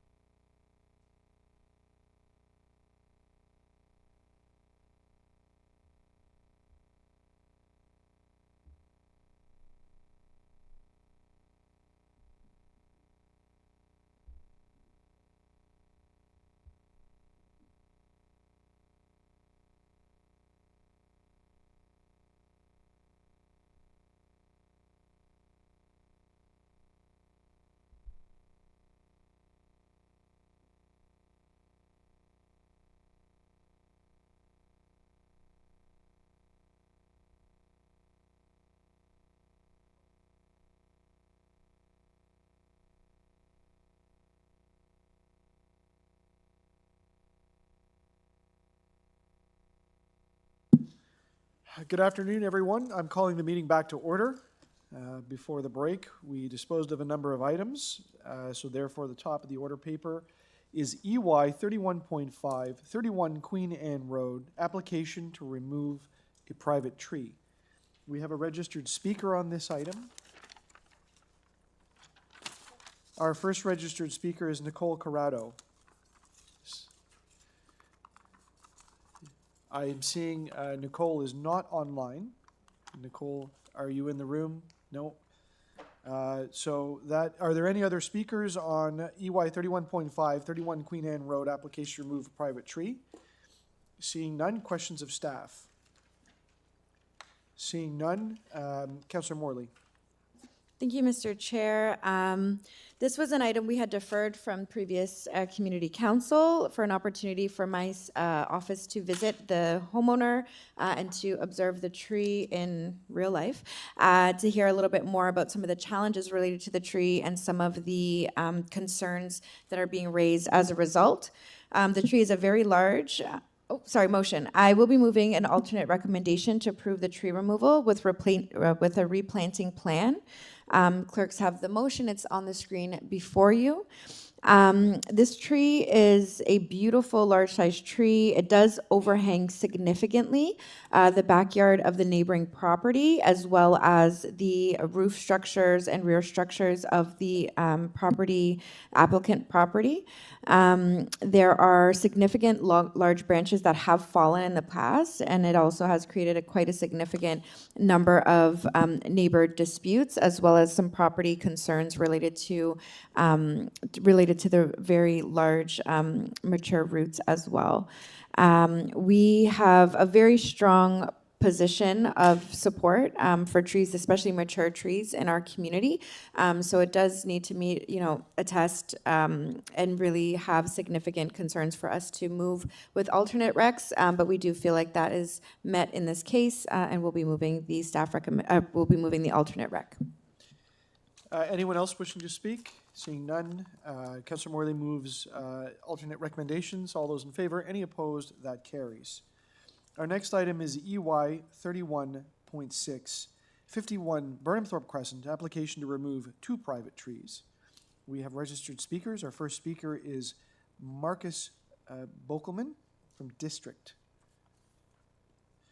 Good afternoon, Marcus. Welcome to the Etobicoke York Community Council. You have 5 minutes. Good afternoon, thank you. Sorry, would you just mind doing a microphone check for me? Test. No, could you see if you can hit the button there? Test. Much better. Thank you. Please go ahead. Is there some assistance to plug the laptop in? Someone's coming right behind you, so we'll Thank just you. give it a second. I'll get started in the meantime. Okay. Well, why don't you hang on? We'll get it working.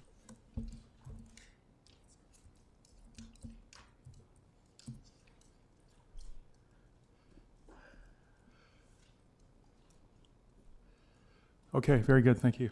Thank Hello, Mrs. Chair, members of council, community. My name is Marcus Bokelman, and I'm here as the developer applicant.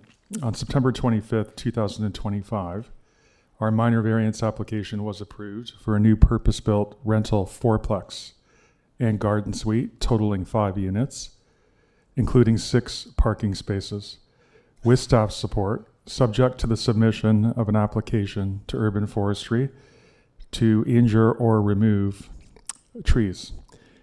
I just want to point out that these types of approvals that staff supported in this case are exactly the types of gentle density urban infill development that the city's new growth policies are intended to support and encourage in residential areas. However, when we filed the application, Urban Forestry denied the removal of the 2 trees, number 10 and 13, which directly conflict with the construction of our project and the number of parking spaces required to support this development. So just directing your attention to the slides. This is the elevation of the front and the back of the proposed project. It's just a 2-story structure. And here you see the original site plan showing the radius area of trees 10 and 13. We worked with Urban Forestry and staff to move the parking, shift the parking towards the rear of the lot, I'll show that on my next slide to try to accommodate these trees. The trees are shown in the pictures below. They're not protected or heritage trees. They're relatively small trees, about a circumference of 6 inches wide, and not deemed to be significant or protected trees. In fact, our arborist classifies them as an invasive species tree. Here's the new site plan that we worked with staff on to move the parking to the rear of the lot. You can see the radius circle 10 gives significantly more space for the tree to exist. 10 would still be impacted. However, urban forestry felt that tree number 10 would still suffer damage and potentially die with the overlap of the radius in one of the parking spaces. The other change from the site plan is that the entrance to the main building, which is on the side of the building, was moved with staff support subject to the tree resolution to the back of the building. This was to provide easier, safer access with stairs going down to a terrace where you can have an outdoor amenity area with a couple of chairs and a side table, as well as offer more light into the lower level unit in this case. Just continuing here for a couple of more minutes. Since the original tree removal, we had a meeting with urban forestry staff in an attempt to find a solution to retain the trees and our parking. We offered various alternatives in terms of materials adjacent to the trees, shifting our parking further from the trees. However, a resolution could not be found, and the only option urban forestry offered was for us to remove 2 or 3 parking spaces to retain both trees, which would significantly and negatively impact the rental project. Furthermore, since the time of the original tree removal application, the entrance to the low-grade unit was required to be relocated from the side of the building to the rear of the building, further impacting tree 10 and making it extremely difficult to build a rear step entry into the unit while ensuring that the tree protection zone is respected. Given that this project is purpose-built rental with large family-sized units, including 3-bedroom units up to 1,700 square feet and 2 two-bedroom units at 800 square feet, many tenants will likely have children and therefore cars, and we absolutely require the 6 parking spots approved at the Committee of Adjustment for this project to be viable and rentable in terms of the tenant demographic marketing profile for the absorption of these units. The vast majority of tenants renting these larger family-style units will own and rely on cars for daily life, and that is just a fact. These tenants will be families residing in 3-bedroom units that are equal or larger than the average single size of a single-family house.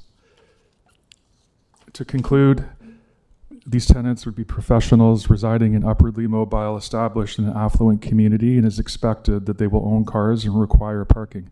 6 parking spaces are required on the site to protect against tenants parking on the local side street, which is what the neighbors primarily wish to avoid. The parking condition and parking spaces requested are typical of housing units in this node. Family units of this size housing this tenant demographic profile simply cannot be rented to without parking spaces that support this type of development and housing demands. Based on the review of the current plans, market history, and local demographic tenant profile, Urbanation, a third-party consultant, finds that the provision of 6 parking spaces as allocated in Section 5 of their memo included is required for this development to be marketable and feasible. Urbanation is a leading real estate marketing advisor for marketing and feasibility analysis in urban planning and development. Thank you. Questions of the speaker?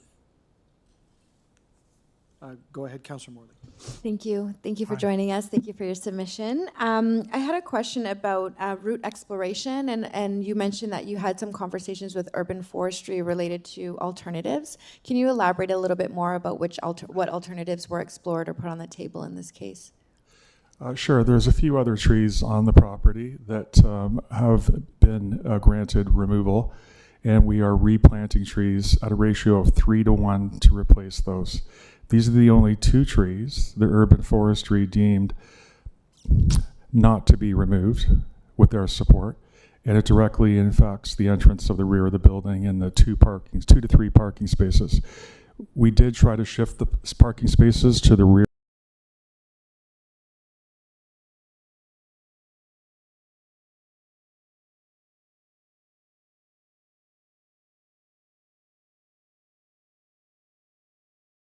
parking edge of one of the parking spaces, urban forestry felt there was a chance that the tree would be injured and not survived, and didn't support the parking space in that case. Furthermore, we also looked at alternatives at a grade elevation mechanism where the car drives up onto a cage that is supported above the root system so that the weight of the vehicle doesn't touch the ground. Urban forestry found that to be unacceptable and not supportable. Okay. Is there a path forward where one of the two trees are able to be maintained, just based on the quick review of the site plan that you shared?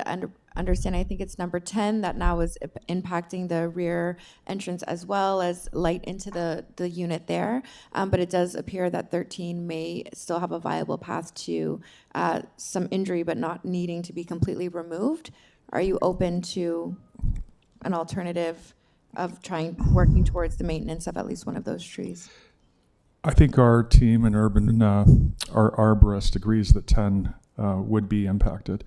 And would require the removal of that tree because it's affecting 3 parking spaces in this case on its own. I believe that 10 has a significant probable chance of surviving if it was left there, given the minor overlap of the parking envelope edge in this case. Urban forestry doesn't want to take that chance or doesn't see it that way. I would propose, subject to your support, that we plant another tree on the property to replace the loss of tree 10. Are you open to planting a mature tree? Or are you considering a new, because we are talking about a 58 centimeter diameter in one case and 59 centimeter diameter in the other case. They're fairly mature trees. Are you looking at a ratio of replanting or just a 1-for-1? I'm proposing a 1-to-1. I'd have to consult with our arborist in this case and our landscape architect. I do understand that we could find a place for another tree to replace this tree, and of course it would be have the potential to grow into a mature tree. Thank you. I'll ask some questions of staff as well. That's all for me. Thanks, Mr. Chair. Thank you. Any other questions of the speaker? Seeing none, thank you for joining us. Thank you. Our next speaker is Nicole Corrado. Clerks have indicated that Nicole Corrado is not online. Are there any other members of the public wishing to speak to this item? Seeing none, questions of staff. Councillor Morley. Thank you, Mr. Chair. Through you to staff. I understand the request to remove the 2 trees is connected to an application for a 2-story 4-plex and garden suite that we just heard about from this from the previous speaker. That was received with COA approval. Is that correct? Through the chair, that's correct.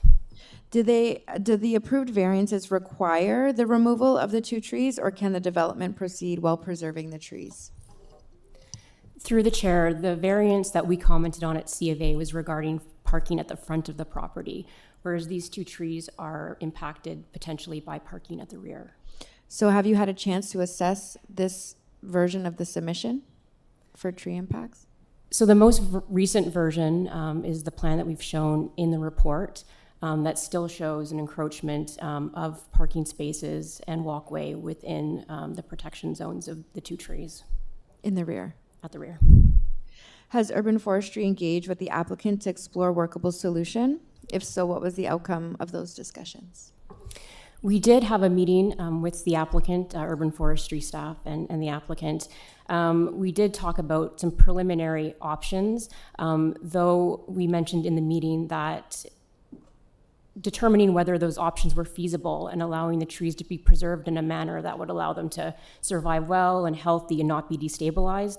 Things like a root exploration would be important, as it could help inform the type of pavement section that might be suitable around the tree in consideration of the depth and extent of rooting. And I think that's where our conversation that's where we kind of ended it. The applicant mentioned about an alternative option related to caging and some other structural suggestions. Was that something that you all reviewed and discussed together? I don't recall us going into depth at that meeting that I participated in, and that may have been something that was brought up with a member of my team. But again, in looking at those options, we would need to factor in, again, more information about the rooting of those trees to see based on, the product that they're using and how you have to construct it in accordance with those specifications, if the two things could, be mutually, allowable on site. In your experience, subject to a route exploration, have there been workable paths forward to maintain trees in instances like this, where there is parking or other hard surface abutting or directly adjacent to the tree that would allow the tree to survive? Yes, there have been examples of that. It's useful information, especially when you're dealing with larger encroachments into a protection zone, and where different types of, in this case, maybe a pavement section is constructed differently. And knowing where those routes are, it can help us weigh out those decisions more effectively, or alternatives more effectively. Okay. Should this item be deferred today, would urban forestry staff take it upon themselves to follow up with this applicant to further explore those alternatives? Yes, we would be open to do that. Those are my questions, Mr. Chair. Thank you. Are there any further questions on the item? Seeing none.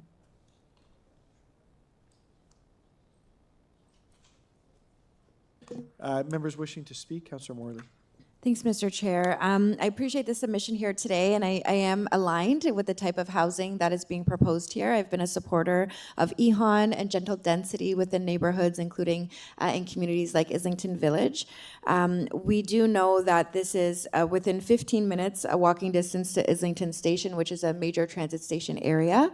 And while I do note the need for the car and certainly for family-sized units, I will just reiterate that fact that we are really working hard to have minimum parking requirements for a lot of good reasons, including maintaining characteristics of our neighborhood, which includes the very healthy tree canopy that we're lucky to have here in Etobicoke Lakeshore.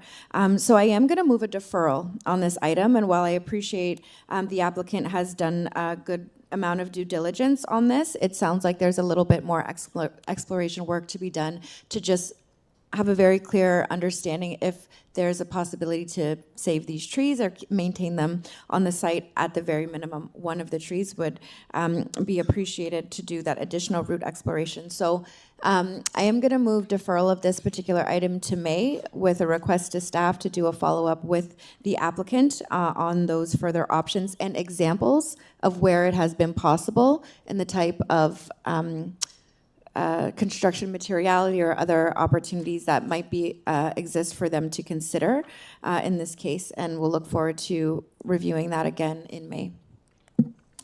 Thank you. Anyone else to speak on the item? Yeah, I'd like to comment further. I'm sorry, our process doesn't allow for that.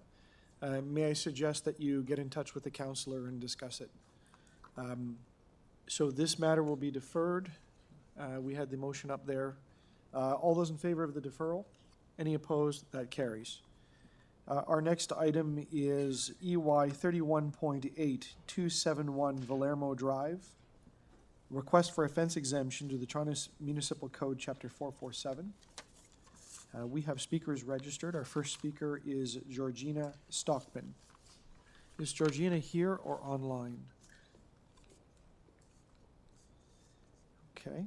I'm seeing not present. Our next speaker is Keith Coffey. Good afternoon, Keith. Welcome to the Etobicoke York Community Council. Please come on up to the front. I also have Stacey McKinnon. Yeah, this is my wife. I was wondering if we can just... Yes, it is permissible if you wanted to present together. Yeah, okay. And take a bit of extra time, that is allowed, or you can present separately. We'll just give that a moment for you to connect everything that you need to connect.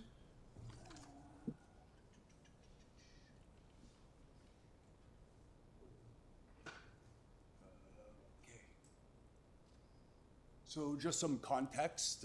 This is just hang on one second. Sorry. So that I do need to get you to one person or the other in front of the mic. Okay. Because I won't be able to hear you, and neither will all of the people that are listening online. So, yeah, whoever wants to talk, you just have to switch positions. Okay. Otherwise, are you ready and all set to go? Yeah, I just wanted to make note that this location is where we're basically residing. We're right there. Okay, perfect. So just for some context. Why don't you go ahead? Good afternoon, esteemed council members. Thank you for the opportunity to speak today. We have lived in our home for 17 years. The fence in question was completed in September 2024 and is both functionally important and visually appealing, contributing to the safety, security, and privacy of our property. Its design has been well received by many neighbors in the community. Structurally, the fence is sound and poses no risk to public safety.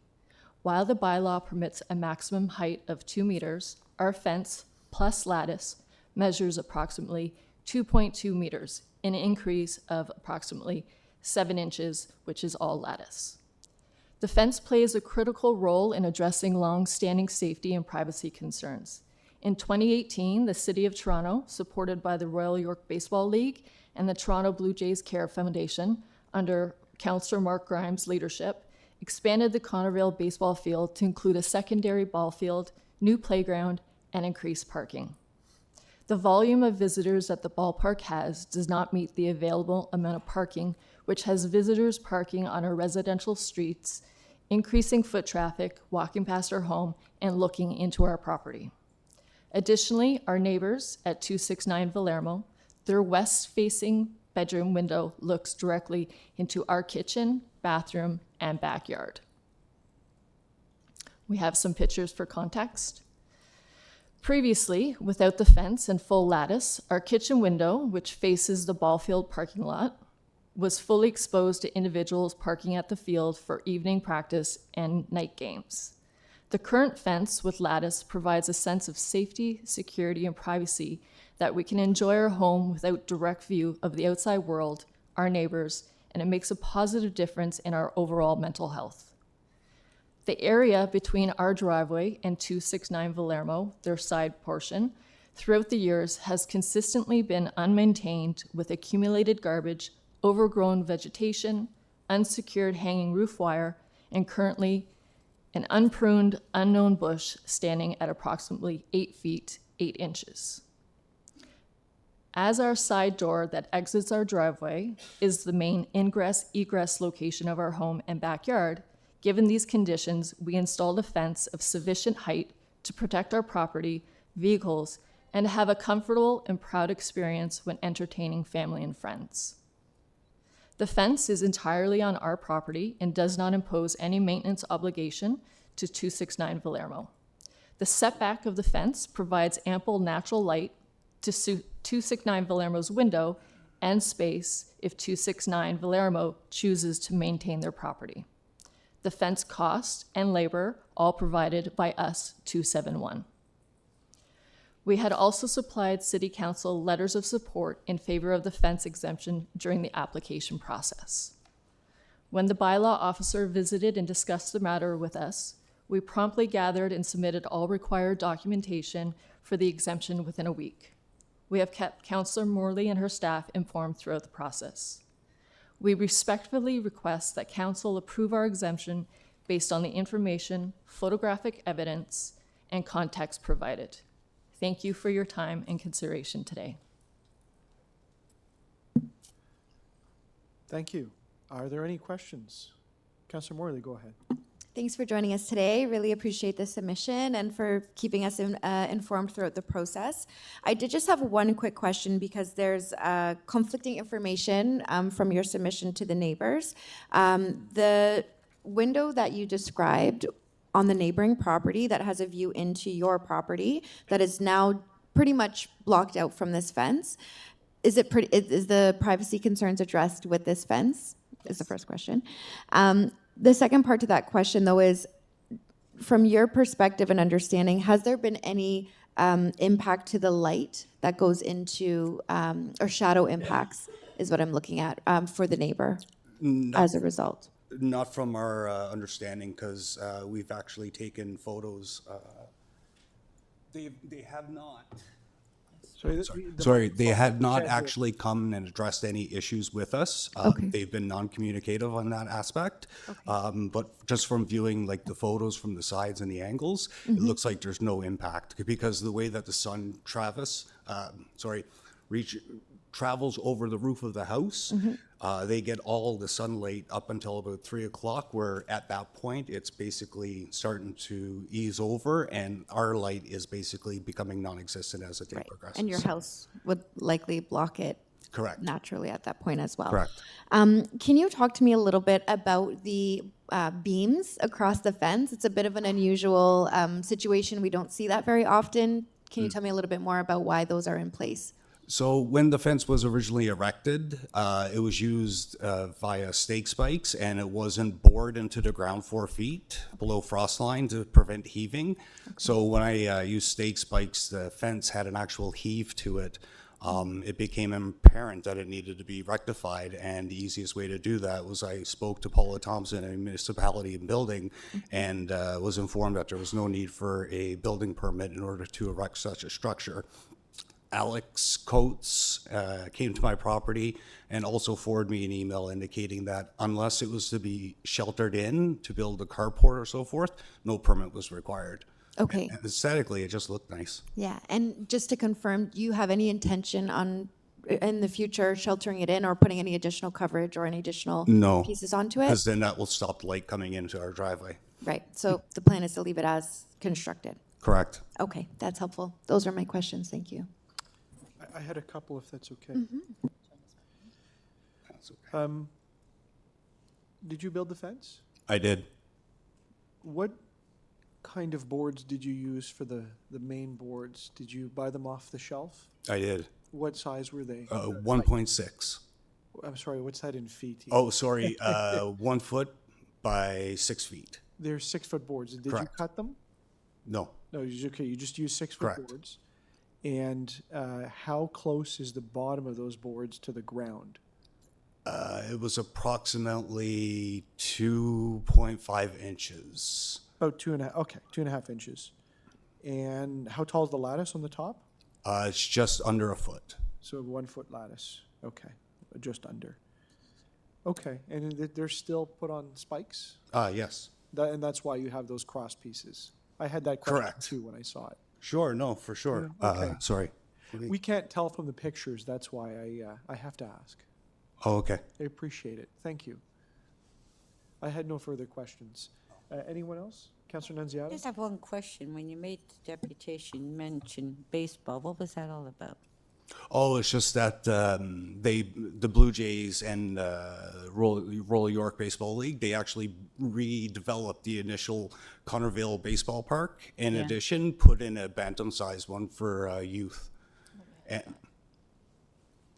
If I may add to that, the portion of the lattice that is there, our kitchen window faces directly onto the ball field. So that additional height of the lattice actually gives us a blockage when we're looking out our kitchen, which we have one countertop. So when I'm prepping, my kitchen window is here. That bit of lattice gives us privacy from seeing the cars that are parked there. So sometimes if the ball field has a rain out, people are running to their vehicles, they're hiding out in the cars for long periods of time, they're turning on their lights, they're sitting in their vehicles, they have direct view into our home. Our living room faces the parking lot as it is, so spending a lot of time in the kitchen, we want to be able to have the windows open, especially with nice air, and be able to have privacy, feel like you're not being looked at. Okay, thank you.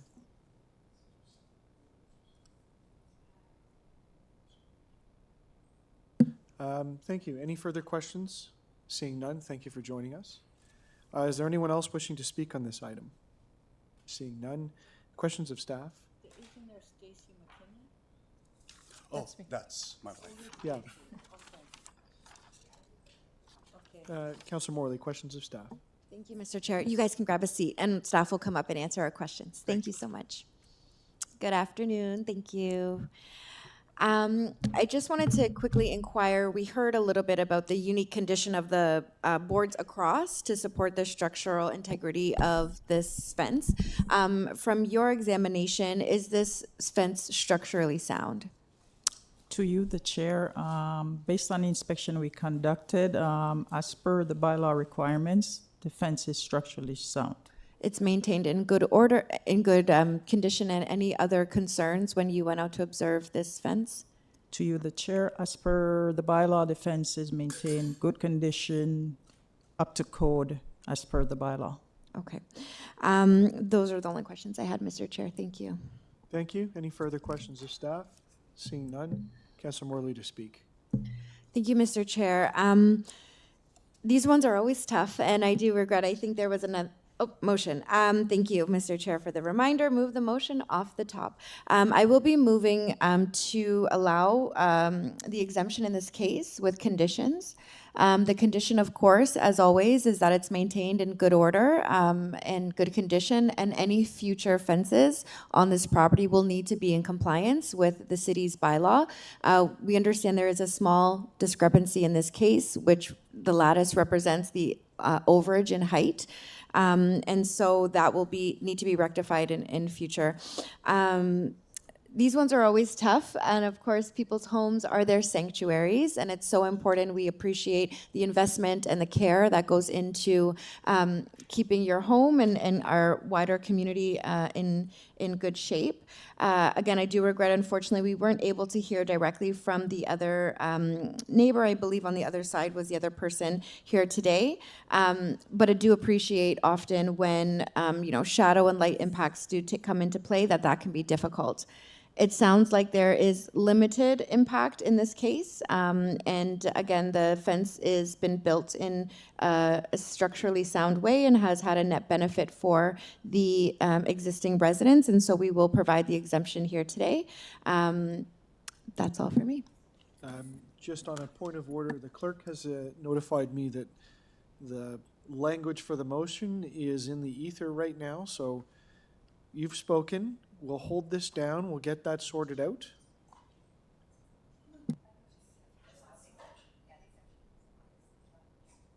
Okay.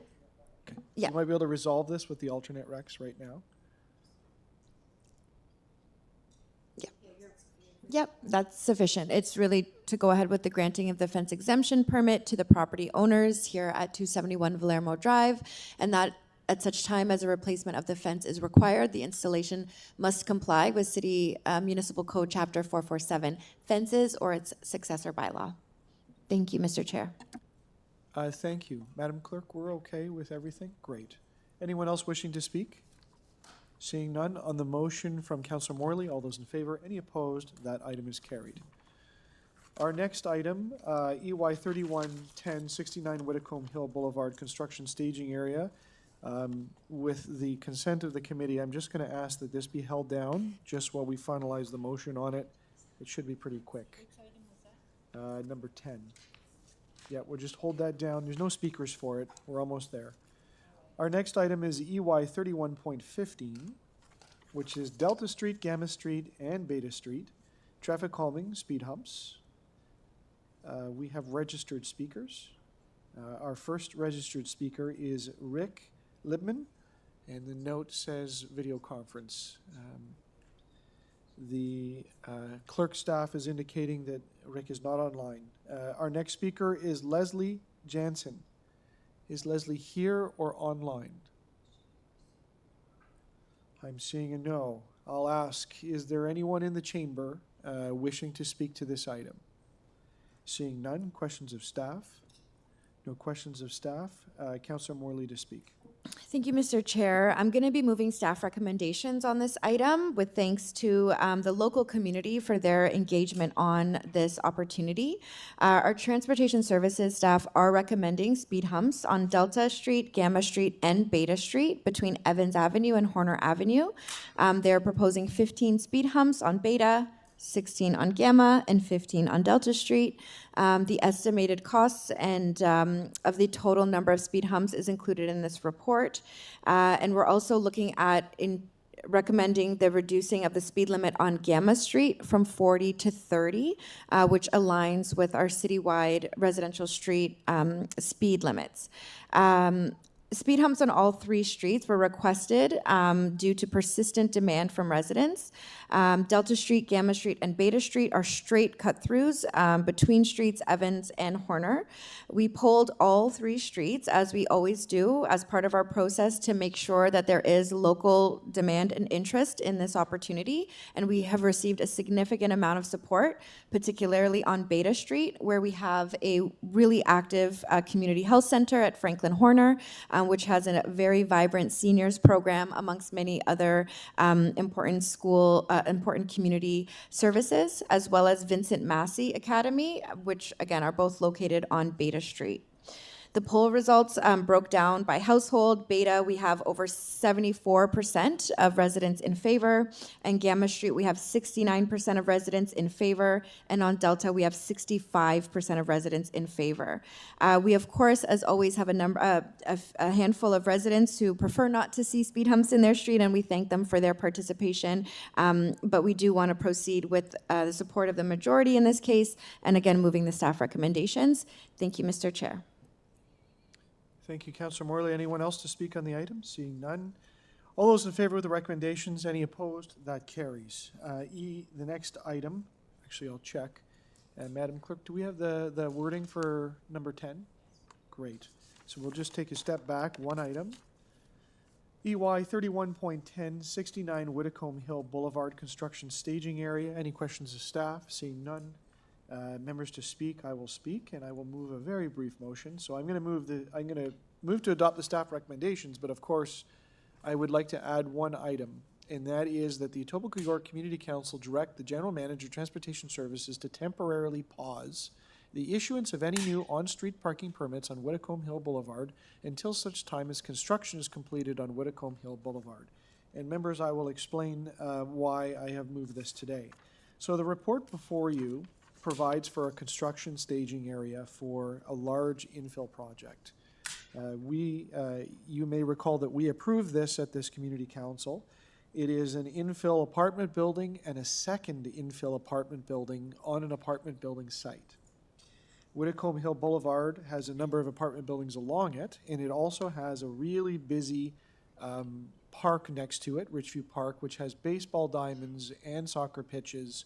And it is very busy during the summer, as we heard from one of the previous items in a similar manner. When the infill apartment project has become underway, as we're seeing with this report, which is taking away some of the traveled portion of the road and is going to reduce the available parking in order to maintain the sight lines, there's going to be a bit of pressure on parking. And so one of the things is that there is a block in there that has on-street parking permits. It's one of the rare places. And this motion simply says, don't give any more out. Allow the people that have them to stay, but don't increase that further. And the reason is because the infill apartments are going to be in a temporary condition where there's no visitor parking. And because of the park and because of all of the stress on the street, every parking space counts. So that's why I've added this, and I hope you will support that. Can I just ask a question? Of the mover? Question of the mover? Well, this application was appealed, right? So does this motion that you're moving has to be sent over to the tribunal? No, this is only for an on-street. Okay, hoarding. so It's hoarding. The planning so they don't application- need that information when they city staff, right? No. No. Okay. No, the development approval has happened a long time ago. Yeah, I know. Yeah. Okay. On the amendment, all those in favor? Any opposed? That's carried. On the item as amended, all those in favor? Any opposed? And that is carried. Our next item is EY 31.22, Caledon Road parking amendments. We have a speaker, Karim Arafat. Is Karim here? Karim is online. Good afternoon, Karim. It's Stephen Holliday from the Etobicoke York Community Council. Can you hear me okay? Yes, I can. Can you hear me? Very well. Welcome. You have 5 minutes. Please begin. Thank you very much for the opportunity to speak. Good afternoon. My name is Karim Arafat. I've been living on Caledon Road for close to 7 years right now. I'm speaking today in strong support of this parking amendment on my street, and I want to thank Councillor Morley and her staff for moving this forward.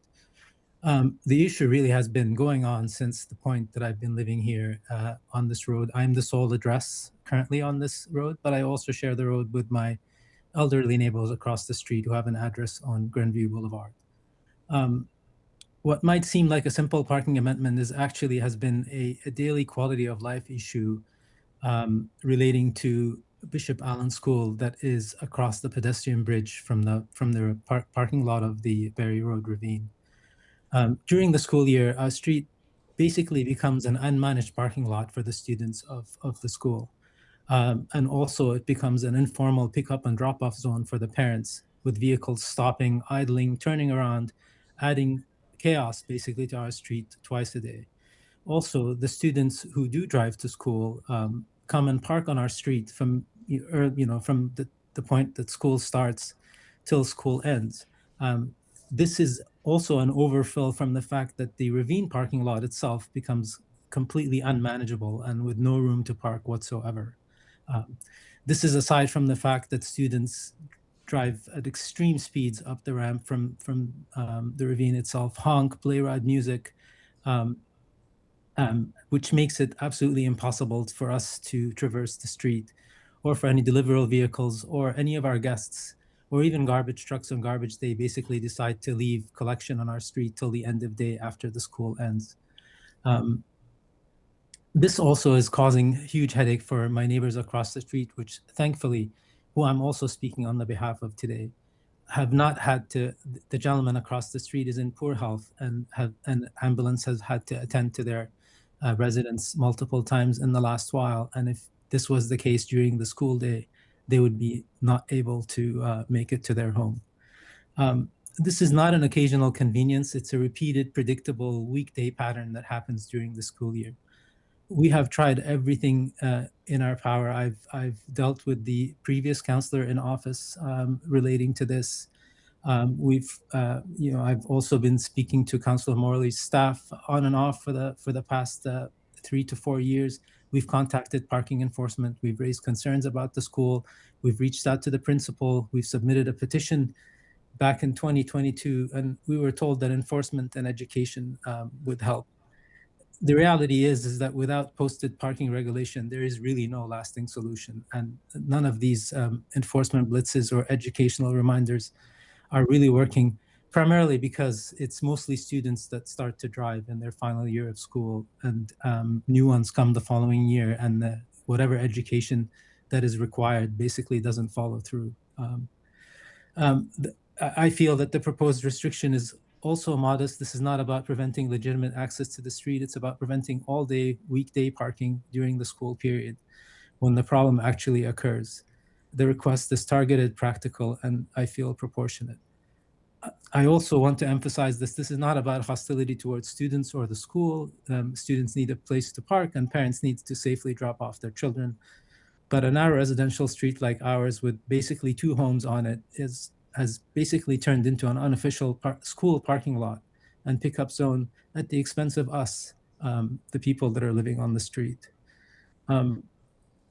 Also, I want to mention, even though unrelated to this parking sign, is that if during the school year you wanted to actually visit the ravine and to go for a walk or walk your dog or whatnot, you'd basically not be able to during the school year, because that parking lot now has become an extension of Bishop Allen. Of course, this is aside from the fact that students litter despite there being garbage cans and recycling bins right there at the foot of the bridge. For years, we've asked for a basic remedy: no parking during weekday schools. It's a simple, low-cost measure that I feel addresses a clear and documented problem. After nearly 4 years of emails, petitions, follow-ups, enforcement calls, and frustrations, I'm grateful that this is finally before Community Council. I'm simply asking that you give us our street back. Thank you very much. Thank you. Are there any questions of the speaker? Seeing none, thank you for joining us. Was there anyone else, or is there anyone else here to speak to this item? Seeing none. Questions of staff? To speak, Councillor Morley. Thank you, Mr. Chair. Through you, I do have a motion, and I'll be moving the staff I will be moving the staff recommendations. I don't have a separate motion. Thanks, Madam Clerk. And I just want to say a thank you to the deputant for his persistence. I know it seems like a small issue, and you said off the top of your remarks that it has been, well, it's a small street and only a couple of residents directly impacted. It has had a significant impact, and it is something that has been under discussion, and you've been advocating very strongly for in the last number of years. I am sorry to hear that the neighbor is experiencing poor health, and wishing good health and speedy recovery to them. I know this has also been an item they've been regularly advocating and in touch to try to get some action from this community council and certainly from the city on. We heard extensively about what some of the challenges are. And I do think that, you know, education and enforcement, while critical, we do need to have the correct conditions in place. We believe that with the implementation of these staff recommended signage and the parking prohibition from 8 to 5 p.m. Monday to Friday on both sides of the street it's a small stretch of road and a small intervention that we hope will have a big impact. I'll also note that Bishop Allen is subject to a redevelopment or some significant construction coming, I believe, soon. And my hope is that while students have a few years of interruption from being at school on this location, hopefully this habit of utilizing the street in this way, is no longer needed once the renovated school comes back online. And with the implementation of these updated signs and expectations, we hope that will add to that future outcome. So with thanks to colleagues and staff on this file, and again, certainly to both neighbors directly impacted, we're glad to be able to move this forward on your behalf today and hope my colleagues will support it. Thank you. Thank you. Anyone else wishing to speak? Seeing none on the recommendations. All those in favor? Any opposed? That carries. Members, I did skip over an item, and I think we should go back to it. That is EY 31.16, Shockley Drive, Mingle Hayes Drive, Alabaster Road, Guy Hun Spring Drive, and Plowshare Crescent. Traffic calming. Yes. Councillor Crescent. Thank you, Mr. Chair, and it's Gihon Spring. Gihon Spring. Thank you. Gihon Spring. So thank you very much. And I was going to say something, but I didn't want to interrupt. You were already at the other item. So like Councillor Morley, we went through very extensive consultation process for this particular pocket of Etobicoke North. The vast majority of people in that area really want to see traffic calming in place in the form of speed humps. We have 2 elementary schools just on Gihon Spring, a lot of high traffic in that area. What I'm going to be doing, Mr. Chair, is moving the alternate recommendations. What I wanted to do earlier is just confirm with staff that the alternate recommendations include everything we talk about in the staff's first recommendation, and the alternate recommendation is going to be all-encompassing of what we discussed. If I can get that confirmation, I will then move the alternate recommendations. I can't hear, but maybe you could tell me, Mr. Chair. Staff have indicated a yes. So the alternate recommendations covers everything that we agreed to. Okay. Well, then in that case, I am moving the alternate recommendations for speed humps for this pocket. Okay. So on Councillor Crescenti's amendment, all those in favor? Any opposed? So that is a complete replacement. Thank you, Madam Clerk. So on the amendment, all those in favor? Any opposed? That carries. And on the item as amended, all those in favor? Any opposed? That carries. Okay. We're almost there. We have two more items. Okay, EY 31.25, temporary signage permit for the Etobicoke Rotary Ribfest 2026 community event, which, by the way, will be held in Ward 3 this year instead of Ward 2, but Cloverdale parking lot. It's all in the motion. But we do have a registered speaker. Is Nicole Corrado available? Nicole is available. Good afternoon, Nicole. It's Stephen Holiday from the Etobicoke York Community Council. Can you hear me? Yes, yes, I'm available to speak. What I was going to say Please is go that ahead. there's always controversy about ribfests because of their focus on meat.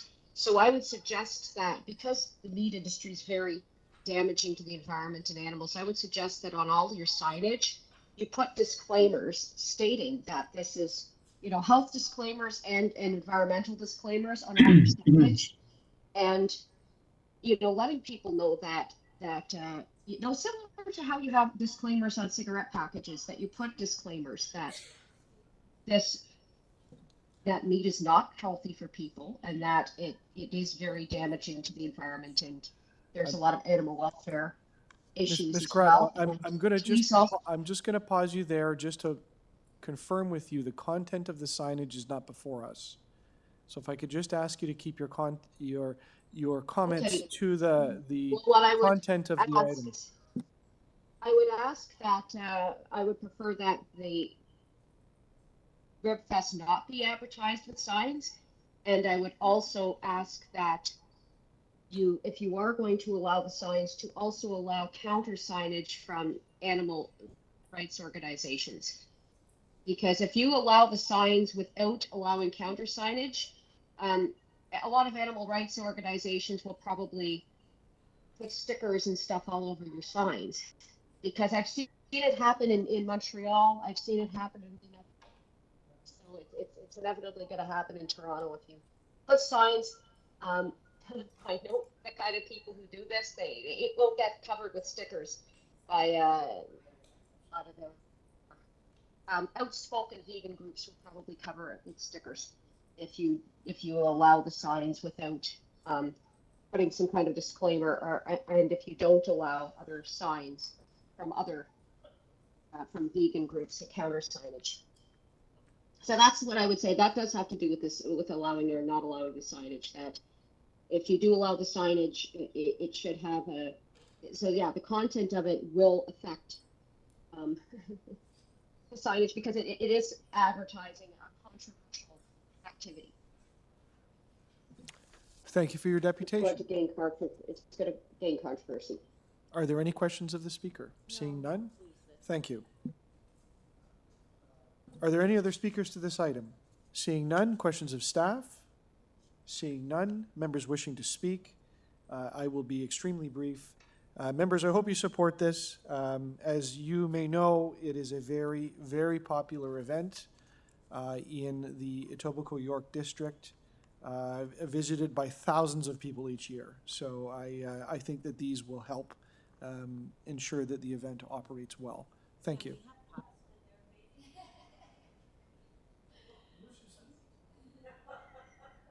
Anyone else wishing to speak? Seeing none. On the item, all those in favor, any opposed? That carries. Our last item is EY 31.26, Royal York Road and Bloor Street West Laneway Service Standards. Questions of staff? I do have some, Mr. Chair. Councillor Thank you. Due to staff, all in the room, Mary, thanks. I think these ones will likely be for you. Do all laneways in the City of Toronto have the same service standards regardless of the utilization? Through you, Chair. It's Mary Newton, Community Council and Issues Manager for Etobicoke. Generally, yes. Okay. Can residents report issues on laneways to 311 the same way that they would report issues on roads? Through the Chair, if you're speaking about solid waste matters like litter and stuff, I think 311 would direct that to MLS, our counterparts. In terms of road conditions, if they're publicly owned by the city, then yes, report through 311. Okay, that's helpful. And there's, in this stretch of laneway in question, there's a kiss and ride zone. Would the kiss and ride zone receive services like salting at the same time or on the same schedule as the adjacent laneway? Through the Chair, I believe the Kiss and Ride is operated and maintained by TTC. That's an open question in the community and partially why this motion is coming forward. Yeah, so let me take that back to staff and clarify and make sure that we have all the appropriate divisions lined up to deal with this particular issue. Thank you so much, and hopefully this motion is helpful to that end. Yes. Those are my questions, Mr. Chair. Thank you. Any further questions? Seeing none, members to speak. Councillor Morley. Thank you, Mr. Chair. I do have a motion here, and the motion is for Etobicoke York Community Council requests that the General Manager, Transportation Services, in consultation with Solid Waste Management and Municipal Licensing and Standards, report back on the following at the May 26, 2026 meeting of Community Council. 1, the ownership and entity responsible for servicing the Kiss and Ride zone located on the east side of Royal York Road, north of Bloor Street West. 2, the service standards related to winter maintenance, litter cleanup and removal, pavement conditions and potholes, and parking enforcement for the laneway and the kiss and ride zone located again in the stretch of Royal York north of Bloor Street West. And third, any historical data related to traffic counts and utilization for the laneway running east-west north of Bloor Street West. This laneway that we're talking about today is a major artery in the Kingsway community. It is extremely well used by residents to access the adjacent Green Pea lots and Royal York Station and by local businesses to receive deliveries. Many businesses in the area have rear entrances to allow for easier access from the parking lots, which increases pedestrian traffic. Residents and business owners have experienced challenges when contacting 311 for service requests. Unfortunately, sometimes what we see is things get pinged around and ultimately closed without resolution. There needs to be further clarity as to what service standards are maintained for the laneway and the adjacent kiss and ride zone to ensure that it remains safe and accessible for all users. Thank you, Mr. Chair. That's my motion. Thank you. Anyone else wishing to speak? Seeing none. On the motion, all those in favor? Any opposed? That carries. Madam Clerk, could you just help us? We have I think those are all items of business? Yes? Okay. May I have a volunteer on the first bill? Councillor Morley? Happy to, Mr. Chair. I move that Bills 413 and 414, Bills 416 and 421, and Bills 423 to 425, prepared for the April 29th, 2026 meeting 31 of the Etobicoke York Community Council, be declared as bylaws and passed subject to Section 226.9 of the City of Toronto Act. All those in favor? Any opposed? That carries. Do you want to do the last one, Francis? Councillor Nunziata. That conformity bills to confirm the legislative proceedings of the Etobicoke York Community Council acting under delegated authority of meeting 31 on April 29, 2026 be declared as bylaws and passed subject to Section 226.9 of the City of Toronto Act. All those in favor? Any opposed? That carries.